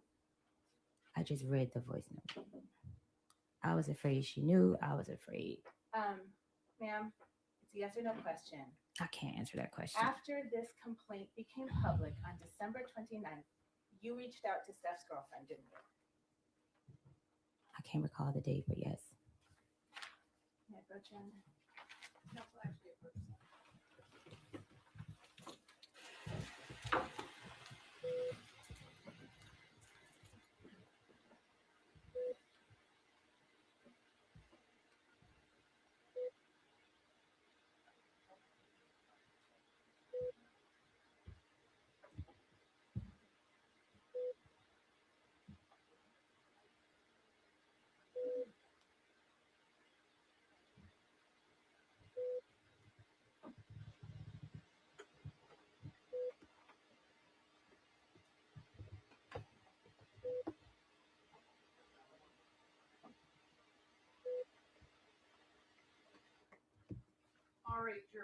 We are going to be recessing for the day. And I want to remind you not to discuss this case with anyone, including your fellow viewers, family members, or friends. And I also want to state you're not to allow anyone to discuss this case with you or in your presence. I'm going to ask you not to stop in the public areas of the courthouse, to leave the courthouse directly, and then tomorrow morning to return directly to the jury. All right? And again, you must not read, watch, or listen to any news accounts or media reports about this case, and you must not conduct any independent investigation of any kind, including on the internet or otherwise. So please keep an open mind. Do not form or express any opinions about this case until it is submitted to you for your deliberation. We will resume tomorrow and ask you to be in the jury room by 8:45. All right? With all of that caution, have a nice night, and thank you for your attention. All right, jurors can step down this way, please.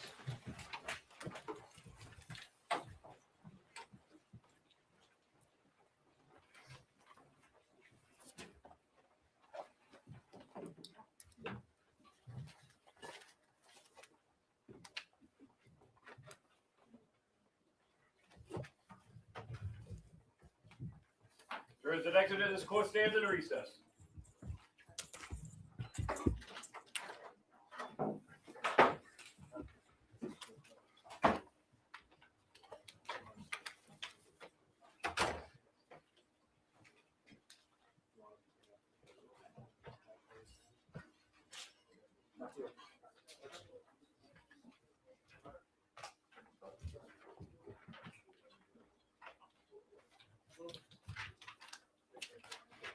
You want to see if anybody wants the last card, Tony? Yeah, I will. Yep. We'll do that. And then I guess bring the audio out. I'll bring, They're coming out.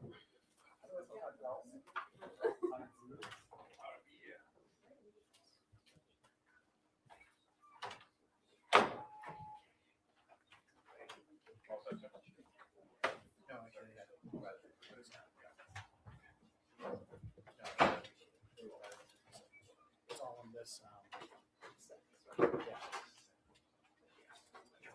So you think you'll let us keep it taped? yeah, I'll keep it taped. Okay.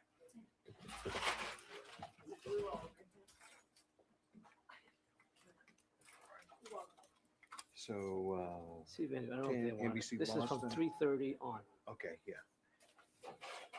They all seem to be interested in Boston, Boston 10, Providence 10, and 5. He said he had already just downloaded. Okay. Yeah. And Kurt has it. He's out there editing for Hall. Why?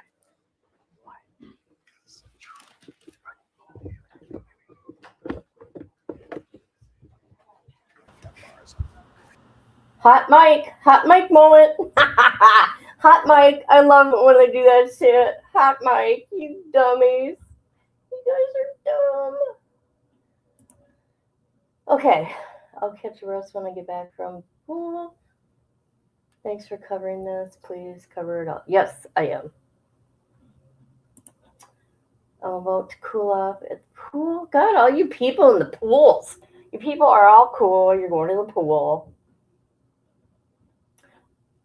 It's too cold to go to a pool, and I don't even have a pool to go to. Okay, everybody.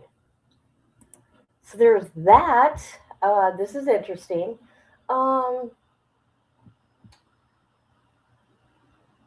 He's got a lot of drama going on in his life.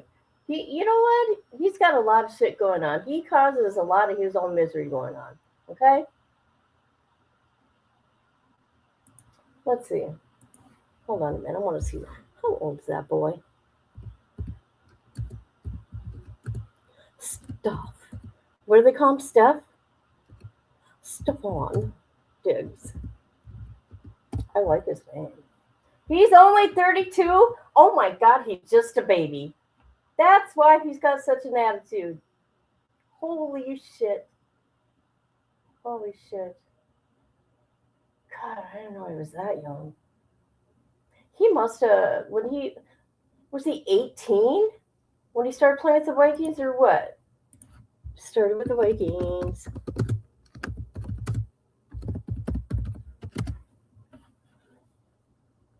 So he started with the Vikings. Hold on.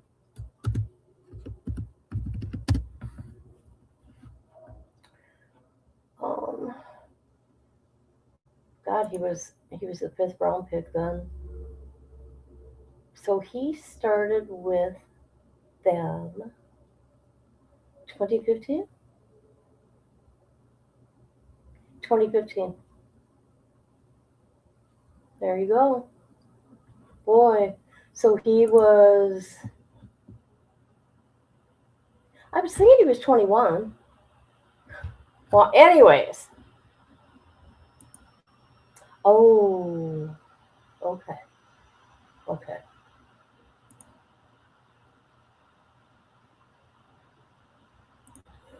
Yeah, what's going on with this crazy weather?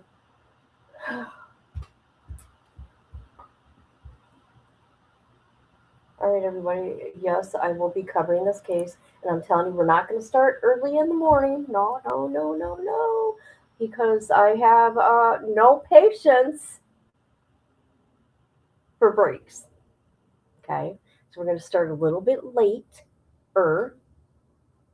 Let's see. Massachusetts is Eastern time.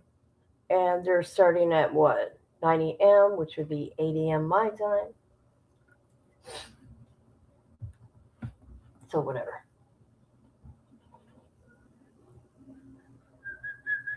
All right, guys. Thank you for being here, everybody. And we will continue this shit tomorrow. All right? Love you. Goodbye.